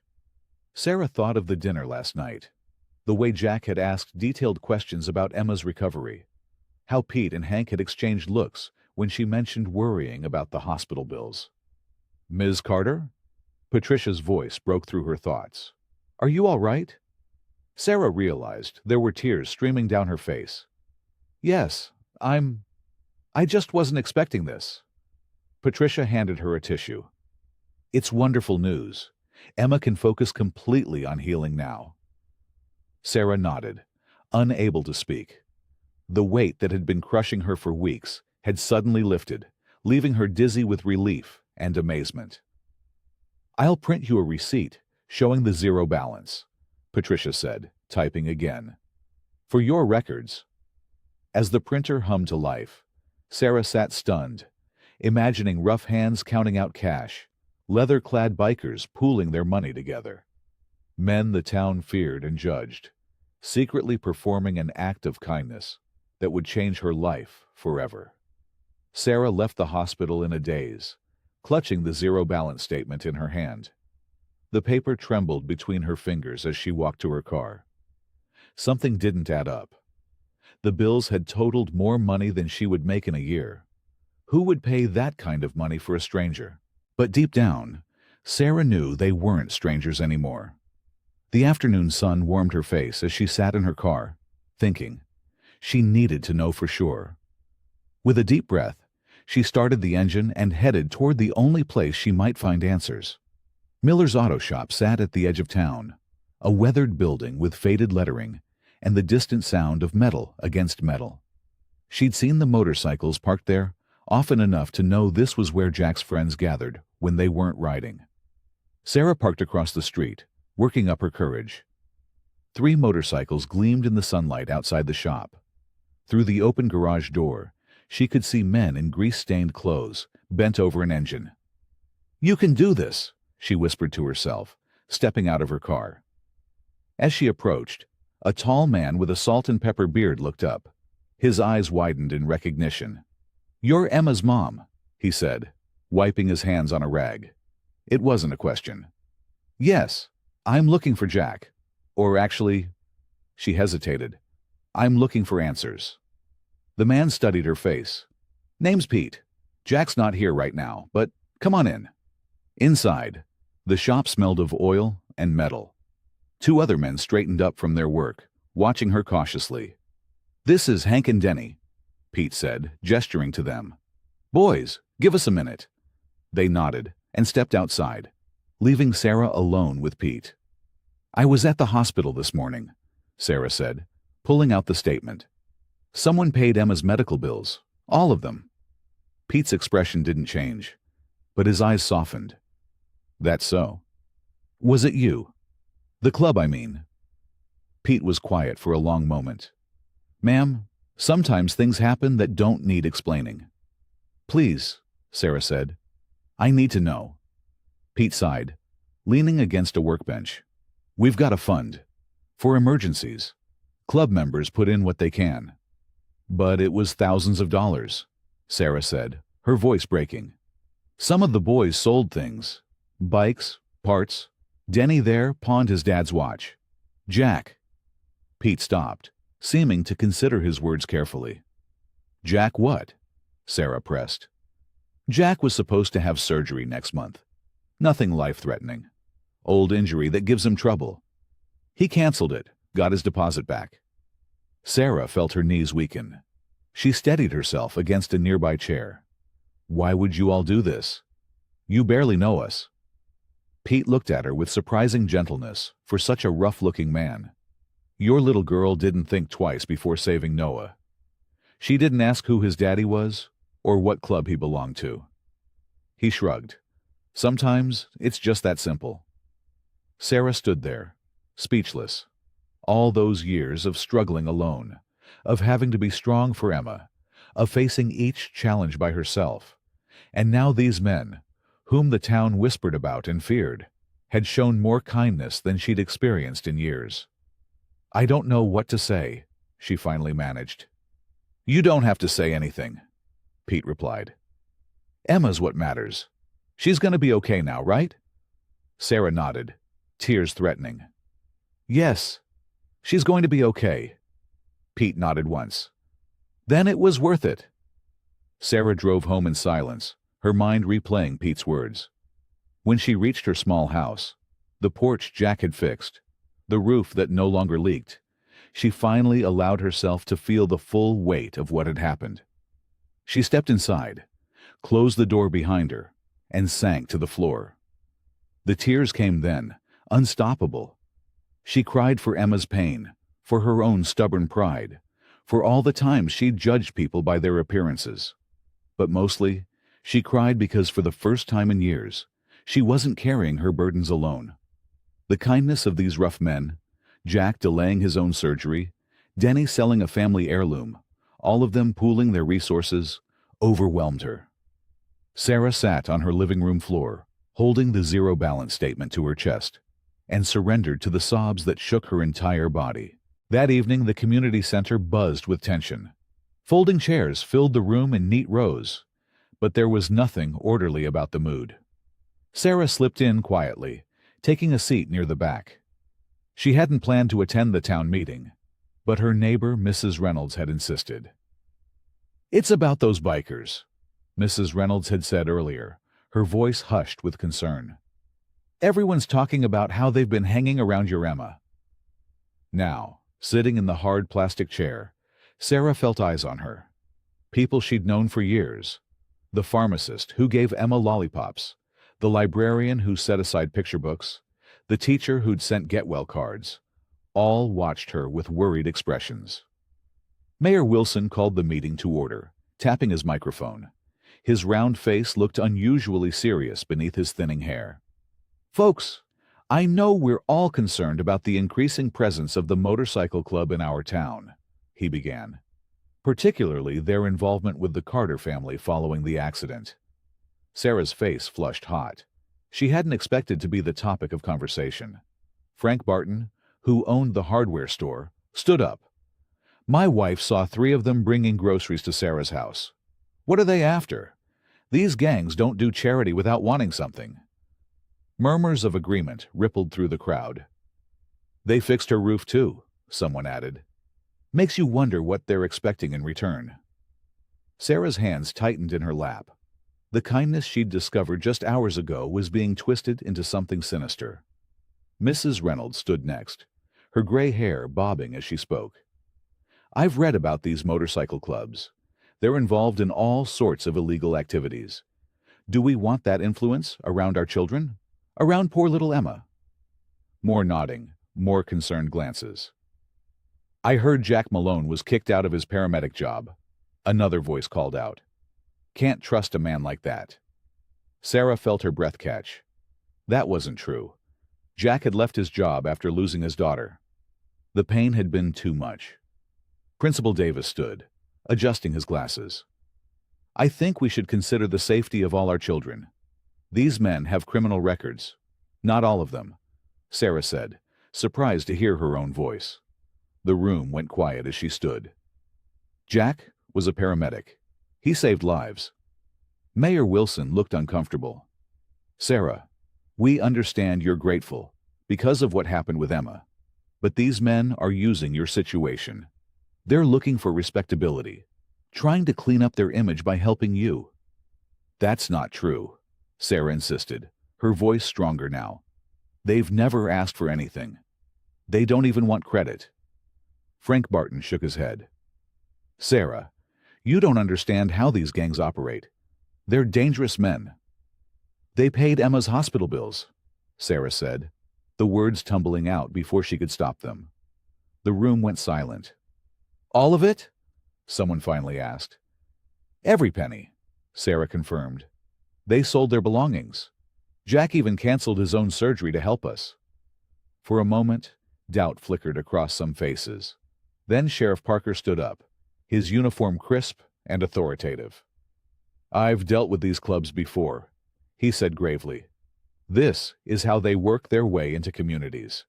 They find vulnerable situations and exploit them. Sarah, they're using your daughter's accident for sympathy. For all we know, they could be bringing drugs into our town under the guise of helping you. Sarah felt the room turning against her. Faces hardened with renewed certainty. Sarah, Mrs. Reynolds said gently, think of Emma. What happens when she recovers and they're still hanging around? What kind of influence will that be? What kind of danger? The words struck deep into Sarah's heart. Emma. Everything she did was for Emma. We're just worried about you, the pharmacist added. Both of you. Sarah left the meeting with her neighbor's warnings ringing in her ears. The short walk home felt endless as doubt crept in. What if they were right? What if she was putting Emma at risk by allowing these men into their lives? When she reached her porch, she found Jack waiting. He stood as she approached, his weathered face lighting up at the sight of her. Sarah, everything okay? Looking at him now, she couldn't reconcile the gentle man who read to Emma with the dangerous criminal the town described. But the seed of doubt had been planted. Jack, her voice faltered. I think maybe it's best if you don't come around for a while. His face fell. Is this about the town meeting tonight? It's about Emma, Sarah said, unable to meet his eyes. I have to think of her safety, her future. Sarah, you know I would never... Please, Jack, just for now, until things calm down. Jack stood completely still, his broad shoulders seeming to cave inward. Without a word, he nodded once and turned away, walking to his motorcycle parked at the curb. Sarah watched him go, his silhouette bathed in streetlight. He didn't look back as he started the engine and drove away, the sound fading into the quiet night. Emma woke early the next morning, sunshine streaming through the hospital window. The room looked the same as yesterday. Same pale green walls, same beeping machines, same stiff sheets. But something felt different. She glanced at the chair beside her bed where her mom dozed, head tilted at an uncomfortable angle. "Mom?" Emma's small voice cut through the quiet. Sarah jerked awake, blinking rapidly. "Hey, sweetie, good morning." She smoothed Emma's hair back from her forehead. "How are you feeling today?" "Okay," Emma said, but her eyes drifted to the doorway. "Is Mr. Jack coming today? He promised to finish our story about the brave little dragon." Sarah's smile faltered. She busied herself adjusting Emma's blankets, avoiding her daughter's curious gaze. "Mom?" Emma pressed, her voice edged with worry now. "Where's Mr. Jack?" Sarah sat down on the edge of the bed, choosing her words carefully. "Emma, honey, Mr. Jack won't be visiting for a little while." Emma's face fell immediately. "Is he sick? Did something happen to Noah?" "No, nothing like that," Sarah assured her. "They're both fine. It's just—" She sighed. "Some people in town think it might be better if Mr. Jack doesn't visit us right now." Emma's brow furrowed, creating a tiny crease between her eyebrows. "But why? He's nice. He brings me books and tells funny stories." Sarah struggled to explain. How could she make a 6-year-old understand adult fears and prejudices? "Sometimes grown-ups get worried about things that seem silly," Sarah said finally. "They're worried about Mr. Jack because he looks different with his leather jacket and his motorcycle." Emma's face scrunched up in confusion. "That's a silly reason. He has a kind voice and gentle hands when he helps me sit up." She looked down at the stuffed dragon on her bed, Jack's gift from a few days ago. "He smiles with his eyes, Mom. Bad people don't do that." Sarah felt a pang in her chest. Children saw so clearly sometimes. "I know, sweetie. But right now, we need to focus on helping you get better." "But Mr. Jack helps me feel better," Emma insisted, her voice growing quieter. She hugged the dragon to her chest. "He doesn't make me talk about the accident or how much it hurts. He just tells stories and makes me laugh." Sarah had no answer for that. She checked her watch. "The nurse should be in soon with your breakfast. And look, they're showing your favorite cartoon in a few minutes." But Emma wasn't interested. She turned toward the window, away from her mother. Throughout the morning, Emma remained unusually quiet. The nurse commented on it while checking her vitals. "Our little chatterbox is quiet today," she said, concerned. "Everything okay, Emma?" Emma just shrugged, picking at the edges of her blanket.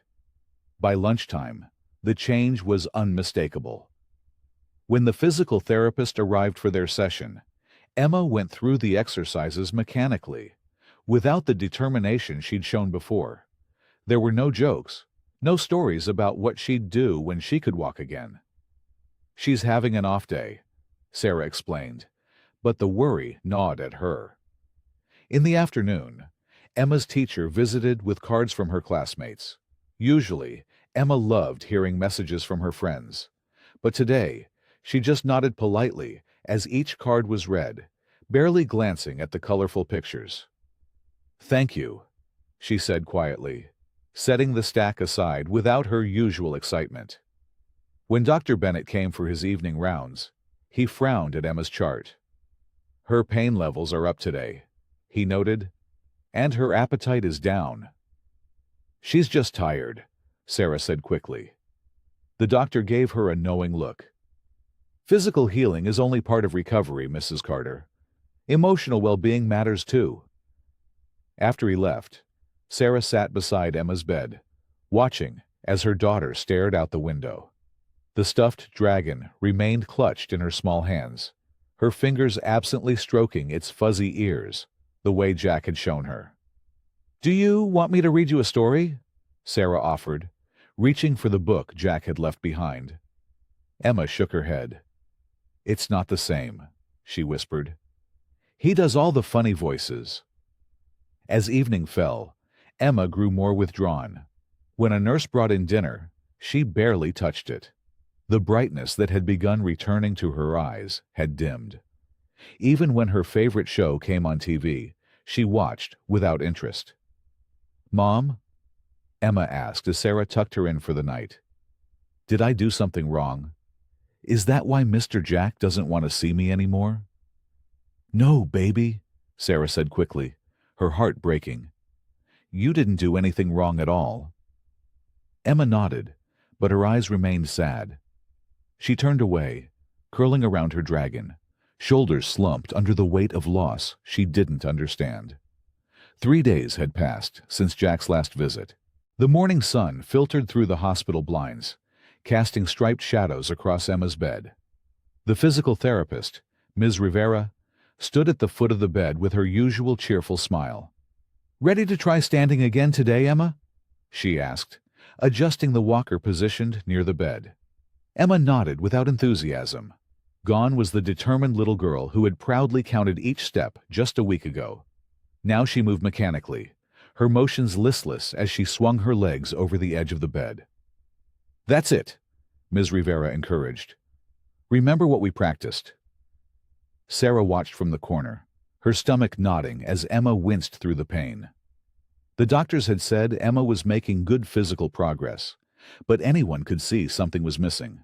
The spark in her eyes had dimmed. "Good job," Ms. Rivera praised as Emma took 3 shaky steps. "That's one more than yesterday." Emma didn't smile at the achievement.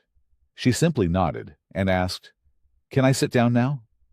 After the therapist left, a nurse brought in lunch, macaroni and cheese, Emma's favorite hospital meal. Sarah tried to sound upbeat as she set the tray on the bedside table. "Look what they brought you, Em, and there's chocolate pudding for dessert." Emma picked at the food with her fork, taking tiny bites only when Sarah prompted her. Most of it remained untouched when the nurse returned to collect the tray. "She's not eating much," the nurse whispered to Sarah in the hallway. "Her weight's down a pound since yesterday." "She's just having a rough few days," Sarah said, but worry gnawed at her. That afternoon, Dr. Bennett frowned during his examination. "Emma, can you rate your pain for me today?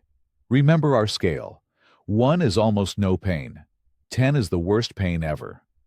7, Emma said quietly. "That's higher than yesterday," he noted, glancing at Sarah. "Is there anything specific hurting more today?" Emma shook her head, looking down at the stuffed dragon in her lap. She hadn't let go of it since Jack stopped visiting. Later, Sarah brought out a coloring book and crayons. "Want to draw something for your room at home? We can hang it up when you get back." "No, thank you," Emma replied politely, turning to look out the window instead. Sarah sat beside the bed, watching her daughter's profile. Emma had always loved drawing. Before the accident, their refrigerator had been covered with her colorful creations: sunshine, flowers, stick figures holding hands. Now the crayons lay untouched. The afternoon stretched on with painful slowness. A volunteer came by with a therapy dog, a gentle golden retriever that usually brought smiles to every patient's face. Emma petted the dog when prompted, but didn't engage with its tricks or ask questions like she normally would. "She's usually our biggest dog fan," Sarah explained apologetically to the volunteer. By evening, Sarah couldn't ignore the change anymore. Emma sat propped against her pillows, flipping listlessly through a picture book Jack had brought her days ago. Her shoulders drooped, and dark circles had formed under her eyes despite sleeping more than usual. "Emma," Sarah said gently, sitting on the edge of the bed, "I know you miss Mr. Jack." Emma looked up, her eyes suddenly alert. "Is he coming back?" The hope in her voice made Sarah's chest ache. "I don't know, sweetie, but I can see how sad you are without him." "He makes the hospital less scary," Emma whispered. "He said brave people still get scared sometimes, but having a friend makes it better." Her lower lip trembled. "Was it because of me? Did I make him go away?" "No, honey, never," Sarah said quickly, pulling Emma into a gentle hug. "It was my decision, not yours." Your decision? Emma pulled back, confusion clear on her face. Sarah hesitated. How could she explain the pressure from the town, her own fears about what others might think? Looking at Emma now, pale, sad, withdrawn, none of those reasons seemed important anymore. I made a mistake, Sarah admitted quietly, smoothing Emma's hair. I was worried about what other people thought, instead of what was best for you. Emma's eyes welled with tears. Can you fix it? Can you tell Mr. Jack to come back?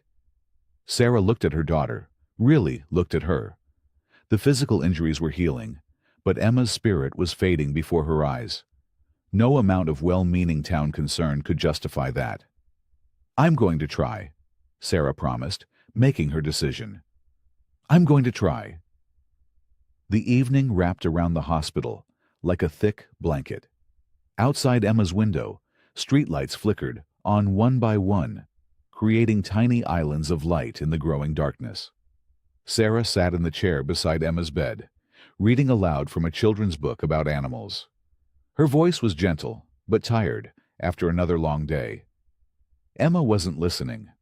Her eyes kept drifting to the doorway, as if expecting someone to appear. When Sarah finished the chapter, she closed the book and noticed Emma's distant gaze. Penny for your thoughts? Sarah asked, touching Emma's hand. Emma blinked, turning back to her mother. What does that mean? It means I want to know what you're thinking about, Sarah explained with a small smile. Emma was quiet for a moment, her small fingers playing with the edge of her blanket. I was thinking about Mr. Jack, she finally said. And Noah. Sarah nodded, her heart squeezing. You saved Noah. You were very brave. Mr. Jack told me that, Emma said. He said I was the bravest person he ever met, even braver than his biker friends. A hint of pride colored her voice before fading again. Sarah reached out to smooth Emma's hair, noting how it needed washing. Everything had been harder these past few days. Mom?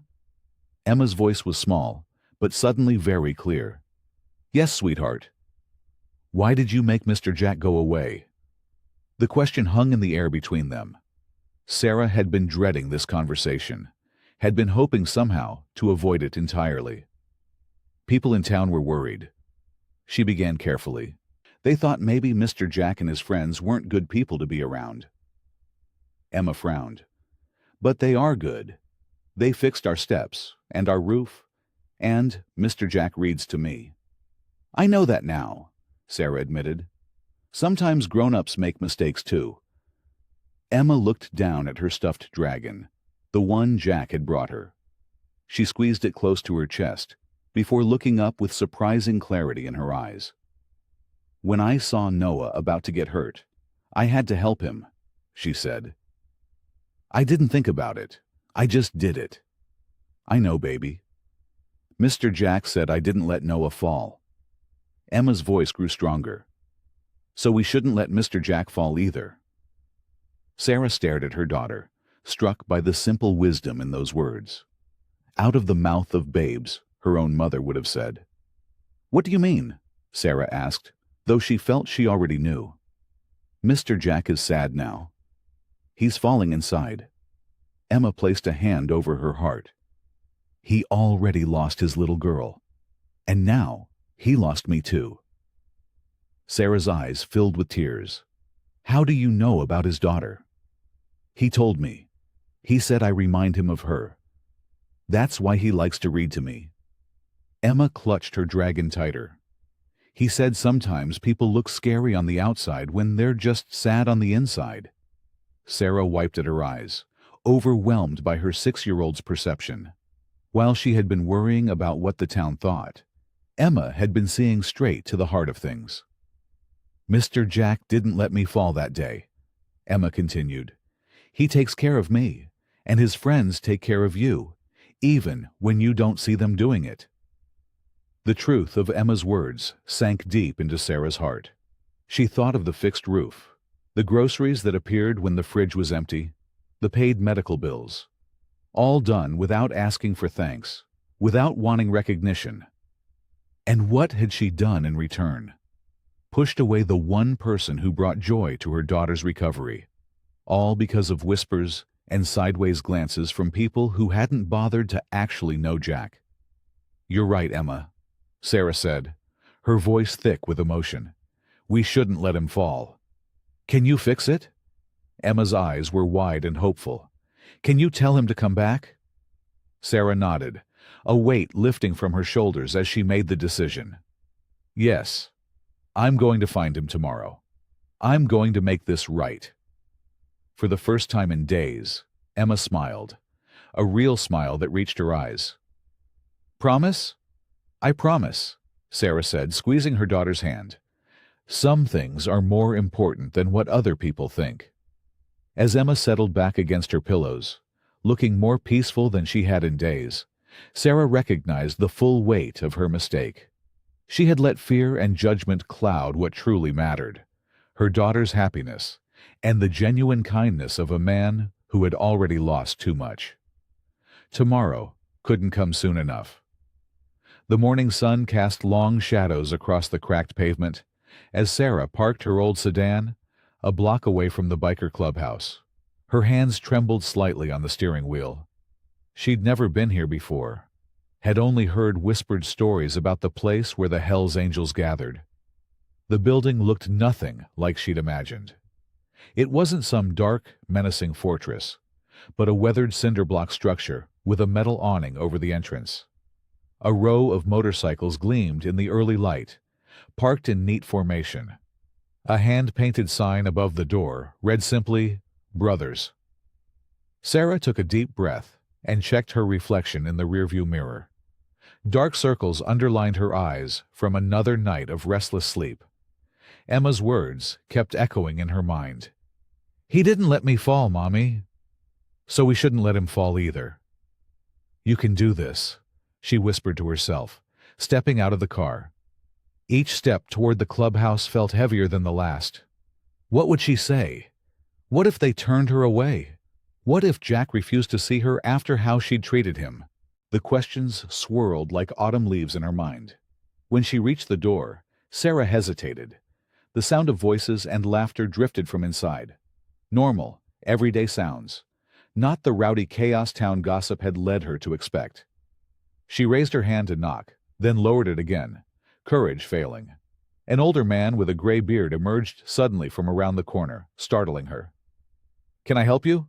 he asked, his voice gruff but not unkind. Sarah swallowed hard. "I'm looking for Jack. Jack Malone."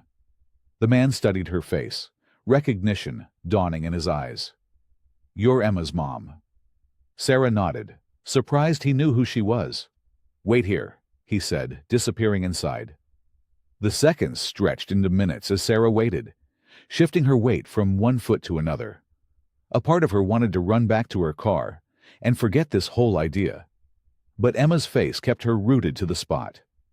The door swung open, and Jack stood there, his tall frame filling the doorway. His eyes, usually warm when reading to Emma, now held a guarded look that made Sarah's heart sink. "Sarah," he said, his voice carefully neutral. "Everything okay with Emma?" "She's fine," Sarah rushed to say. That's actually why I'm here." Jack stepped outside, closing the door behind him. In the daylight, without his leather jacket, he looked more like the paramedic he once was than the intimidating biker the town feared. The lines around his eyes spoke of sleepless nights. "Can we talk?" Sarah asked. Jack nodded, gesturing to a wooden bench along the side of the building. They sat, leaving space between them, both staring ahead at first rather than at each other. "Emma misses you," Sarah finally said, breaking the silence. "Her physical therapy isn't going as well. The doctors say it's because her spirits are down." Jack nodded slowly, his jaw tight. "I miss her too." "I made a mistake," Sarah continued, the words tumbling out faster now. "I was scared of what people would think, what they were saying. I let their fears become mine, and I pushed away the person who's been kindest to us." She turned to face him directly. "I found out about the medical bills. What you and your friends did." Jack looked uncomfortable. We didn't do it for thanks. I know. That's what makes it worse, Sarah said, her voice breaking slightly. You never asked for anything in return, and I repaid your kindness by asking you to stay away. The morning breeze rustled through the trees nearby. A bird called overhead. Emma said something yesterday, Sarah continued. She said you didn't let her fall, so we shouldn't let you fall either. She paused, gathering her courage. She was right. I was wrong. And I'm so sorry, Jack. Jack's eyes softened at the mention of Emma's words. He looked down at his hands, calloused and strong, resting on his knees. I understand why you did it, he said quietly. You're her mother. You were trying to protect her. No, Sarah said firmly. I was trying to protect myself. From judgment. From gossip. From having to explain to people why I let a Hell's Angel near my daughter. She shook her head. I should have been braver, like Emma. Jack was silent for a long moment before he spoke again. There's nothing to forgive, Sarah. I know what it looks like from the outside. Who we seem to be. But that's not who you are, Sarah said. And I should have seen that sooner. Jack nodded, the ghost of a smile touching his lips. Emma sees it. That's what matters. Will you come back? Sarah asked. To visit her. She's having a hard time without you. Yeah, Jack said softly. I'd like that. The hospital hallway seemed brighter somehow, as Jack walked through it that afternoon. The usual antiseptic smell hung in the air, but even that couldn't dampen his spirits. In his hand, he carried a small gift bag, filled with colored pencils, and a new sketchbook for Emma. Jack paused outside Emma's room, his heart beating a little faster. What if she was upset with him? What if she didn't understand why he'd stayed away? Children could be forgiving, but they could also hold on to hurt in ways adults sometimes forgot. He took a deep breath and knocked softly on the half-open door. Come in, called Sarah's voice. Jack stepped into the room, immediately finding Emma's eyes. She was propped up in bed, her small leg still in its cast, covered with colorful signatures from the hospital staff. A half-eaten lunch sat on the tray beside her. For one suspended moment, everything was still. Then Emma's face transformed. The sadness that had clouded her features these past days lifted like morning fog, replaced by pure, unfiltered joy. Mr. Ryder, she exclaimed, using the nickname she'd given him weeks ago. She struggled to sit up straighter, wincing slightly at the movement. Easy there, kiddo, Jack said, moving quickly to her bedside. His voice was gentle, but held a note of happiness he couldn't hide. Sarah stood from her chair by the window, giving Jack a small, grateful smile. I'll go get some coffee, she said, understanding they needed a moment together. She squeezed Jack's arm as she passed. A silent thank you. When the door closed behind her, Emma patted the edge of her bed. I missed you, she said simply, her big eyes watching him closely. Jack settled carefully on the edge of the mattress, placing the gift bag in her lap. I missed you too, Emma. More than you know. Where did you go? She asked, her fingers playing with the tissue paper peeking from the bag. There was no accusation in her voice, just honest curiosity. Jack thought about how to answer, wanting to be truthful without burdening her. Sometimes grown-ups make mistakes, he said slowly. They get confused about what's important. Emma nodded seriously, as if this made perfect sense. Mom said people were saying mean things. They were just worried about you, Jack explained gently.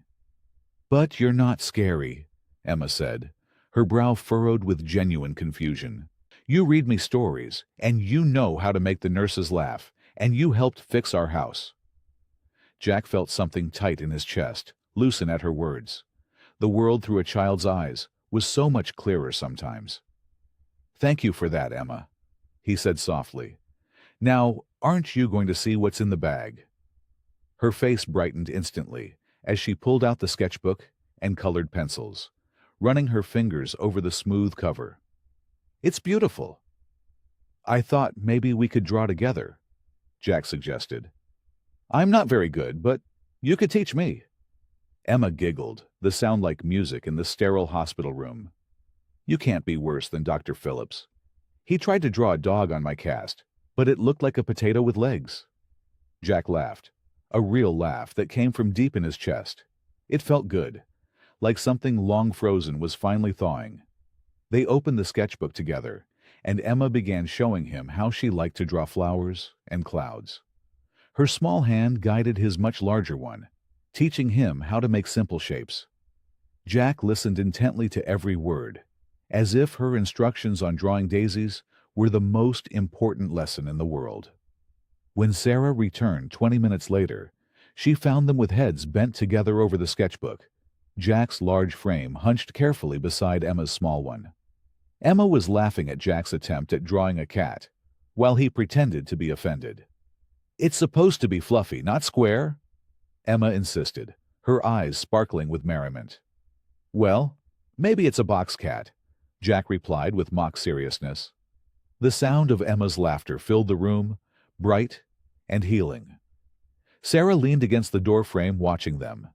The connection between them was almost visible, a gentle thread of understanding that had somehow survived doubt and separation. Emma looked up and spotted her mother. "Mom, look what Mr. Ryder brought me. And he's trying to draw, but he needs lots of practice." Jack met Sarah's eyes over Emma's head, a quiet understanding passing between them. Whatever came next, they would face it together, for Emma's sake. Emma carefully tore out the page with their drawings. "This one's for keeps," she declared, holding it out to Jack. "So you remember today." Jack took the paper carefully, as if it were made of gold. "I don't think I could ever forget it, Emma," he said softly. Over the next week, Emma's hospital room transformed into something that hardly resembled a medical space anymore. Colorful drawings covered the walls, potted plants lined the windowsill, and a small collection of stuffed animals watched from the corner shelf. The sterile white environment had been replaced by the warm touches of people who cared. Every afternoon at 3 o'clock, Jack arrived, sometimes with Noah, sometimes alone. Emma's face would light up the moment his tall figure appeared in the doorway. Their drawing sessions had become a daily ritual, the sketchbook filling with their combined efforts. Emma's skilled little hands creating beautiful shapes, Jack's clumsy attempts improving day by day. "You're getting better," Emma told him on Tuesday as she examined his drawing of a butterfly. "The wings are almost the same size now." Jack chuckled, his weathered face crinkling at the eyes. "Got a good teacher, don't I?" On Wednesday, other members of the motorcycle club began appearing. First came Mike, a burly man with a gray beard, who brought a box of donuts and sat quietly in the corner, nodding along as Emma chatted. Then Rusty, whose bright red hair matched his nickname, arrived with a portable chess set. "My dad taught me when I was about your age," Rusty explained as he set up the pieces on Emma's bed tray. "Keeps your mind sharp."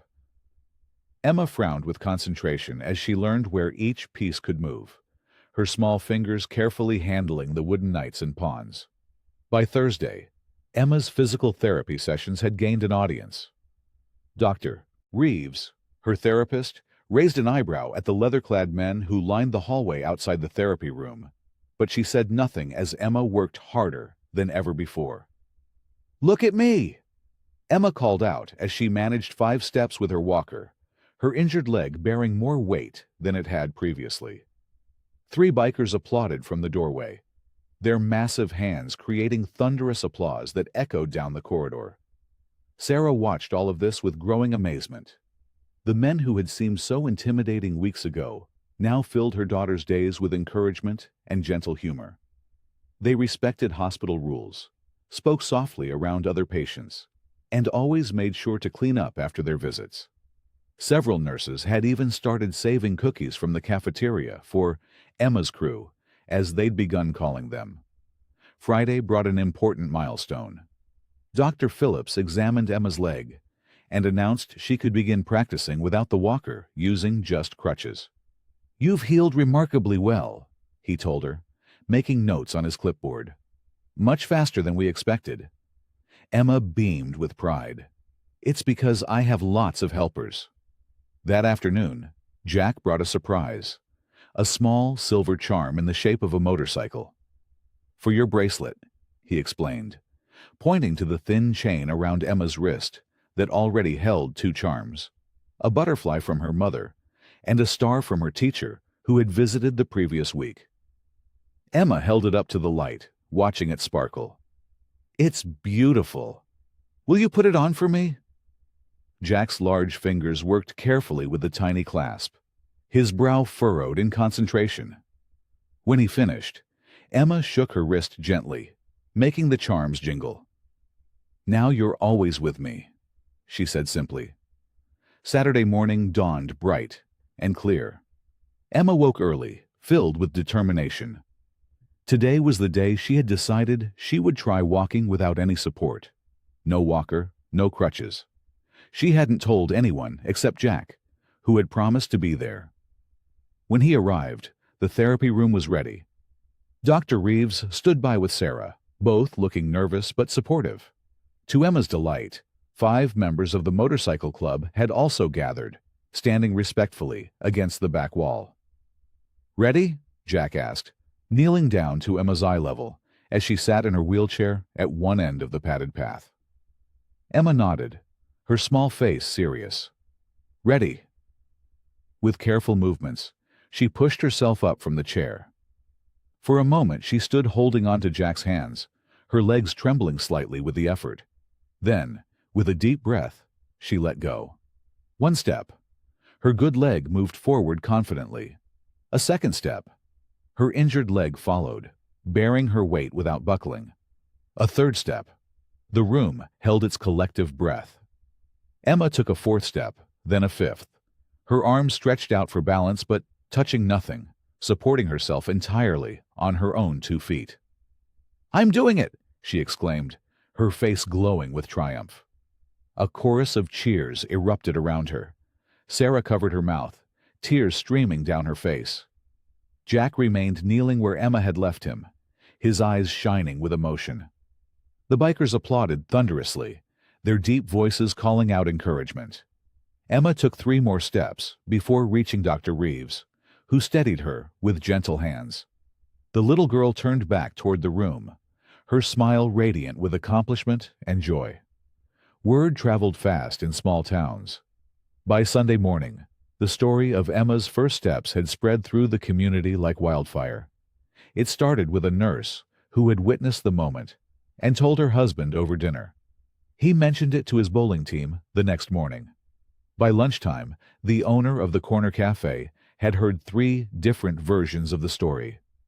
"I heard she walked all the way across the room," said Betty Wilson, as she poured coffee for the regulars at the counter. "And those bikers were there cheering her on." Frank Miller, who owned the hardware store down the street, frowned into his mug. "Still don't trust him. Hell's Angels have a reputation." Martha Jenkins, who had taught 3rd grade for 30 years before retiring, tapped her spoon against her teacup. "My niece works at the hospital, says they've been nothing but respectful. Always quiet in the halls, never cause trouble." "Could be for show," Frank insisted, but his voice carried less conviction than before. By Monday morning, more details had emerged. Patty from the billing department had let slip to her book club that Emma's entire medical bill had been paid anonymously. The timing matched perfectly with when several members of the motorcycle club had been seen entering the hospital administration office. At the grocery store, Sarah pushed her cart down the aisle, selecting items for dinner. She noticed the whispers had changed. Instead of people falling silent when she approached, they now smiled and asked about Emma. "Heard she's walking again," said Mrs. Henderson, the butcher's wife. "That's wonderful news." Sarah nodded, surprised by the woman's warmth. "Yes, she's making great progress. The doctors are amazed." "And those bikers, they've been helping?" Mrs. Henderson asked, her tone careful but not unkind. They've been a blessing, Sarah replied honestly. I don't know what we would have done without them. The conversation paused as Jack walked into the store. He nodded politely to everyone, then approached Sarah. Emma asked if we could bring her some strawberry ice cream later, he said quietly. Thought I'd pick some up. She'll love that, Sarah smiled. We'll be by around 5. Mrs. Henderson watched this exchange with interest, noting the ease between them. As Jack walked toward the frozen section, she leaned closer to Sarah. You know, my husband was worried when we saw them around town so much, she admitted.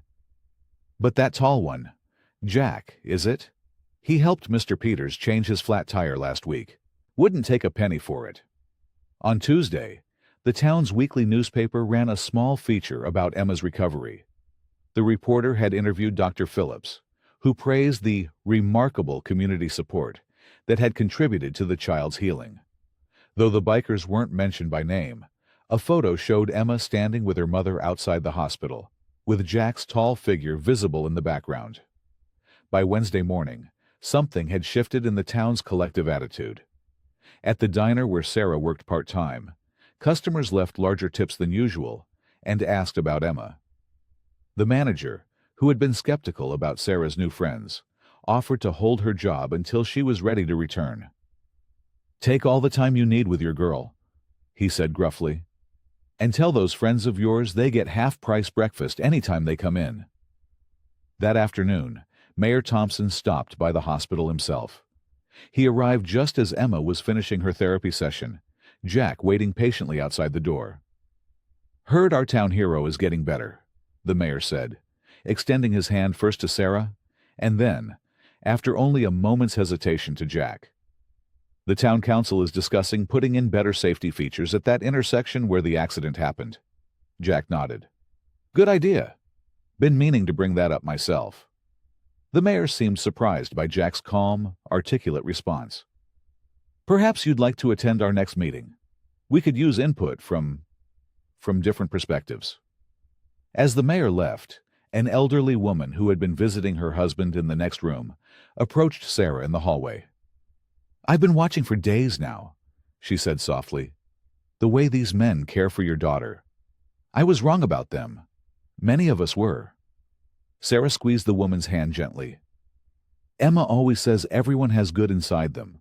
Sometimes we just need to look harder to see it.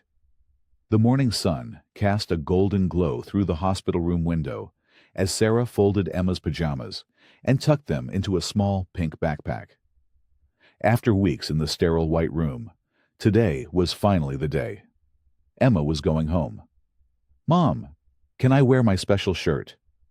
Emma asked from her perch on the edge of the bed, her legs dangling. The cast on her right leg had been replaced with a lighter walking boot just yesterday. Of course, sweetie. Sarah pulled out the purple t-shirt with a rainbow unicorn that Jack had brought last week. The shirt was a size too big, but Emma loved it.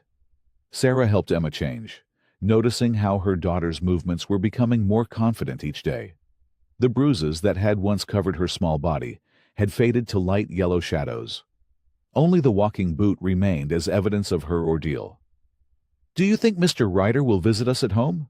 Emma asked, carefully smoothing the unicorn design with her palm. Sarah smiled, tucking a strand of hair behind Emma's ear. I'm sure he will, honey. He promised, remember? Dr. Phillips knocked and entered, clipboard in hand and a warm smile on his face. Well, Miss Emma, are you ready for the big day? Emma nodded enthusiastically. I'm going home. You sure are. The doctor knelt to examine her walking boot one last time. Now remember what we talked about. Short walks only, and use your crutches when you get tired. I will, Emma promised solemnly. And you'll come back for your checkup next Thursday? Emma gave him a thumbs up. Mom put it on the calendar. I drew a star on that day. Dr. Phillips chuckled and stood, turning to Sarah. She's made remarkable progress. You should be proud. I am, Sarah said, her voice thick with emotion. And thank you for everything. A nurse appeared with a wheelchair, hospital policy for all discharged patients. Emma eyed it with disappointment. Do I have to? I can walk now. Rules are rules, kiddo, the nurse said cheerfully. Think of it as your chariot for your grand exit. This seemed to please Emma, who allowed herself to be settled in the wheelchair with her backpack in her lap. Sarah gathered the last of their belongings, cards from hospital staff, Emma's collection of drawings, and a small teddy bear from the gift shop that Jack had bought during those first frightening days. As they prepared to leave, Sarah paused to look around the room that had been their home for weeks. Despite the fear and worry, there had been moments of light here too. Emma's laughter during Jack's visits, the nurses who had gone above and beyond, and the community that had slowly, surprisingly, come together around them. "Mom, why are you crying?" Emma asked, concern in her bright eyes. Sarah wiped a tear quickly. "Happy tears, sweetie. I'm just so glad you're coming home." The walk through the hospital corridors felt like a parade. Staff members who had cared for Emma stopped to wish her well. The cafeteria lady, who had always slipped extra pudding cups onto Emma's tray, waved enthusiastically from the doorway of the dining hall. "Remember to eat your vegetables at home," she called. Emma giggled. "But pudding is better." Near the gift shop, they passed Mayor Thompson, who was visiting his mother-in-law. He tipped his hat respectfully to Sarah. "Fine day to be heading home," he said with a genuine smile. Sarah nodded, noticing how different his tone was from when she'd first encountered him after the accident. No suspicion, no judgment, just neighborly warmth. As they approached the hospital's main entrance, Sarah felt a flutter of nervousness. The past few weeks had been about survival and recovery. Now, they would need to find a new normal. "Ready?" she asked Emma, squeezing her small shoulder. "Ready," Emma declared, sitting up straighter in her wheelchair. The automatic doors slid open, flooding them with sunshine and fresh air. Emma squinted in the brightness. Then her eyes widened in wonder. Stretched along the hospital driveway, gleaming in the morning sun, was a long line of motorcycles. The riders, wearing their leather vests emblazoned with the Hells Angels insignia, stood at attention beside their bikes. Jack stood at the front, holding a small helmet sized for Emma. "Welcome home, Princess," he called, his usually gruff voice gentle with emotion. Emma's face lit up with pure joy as she looked at the motorcycles waiting to escort her home.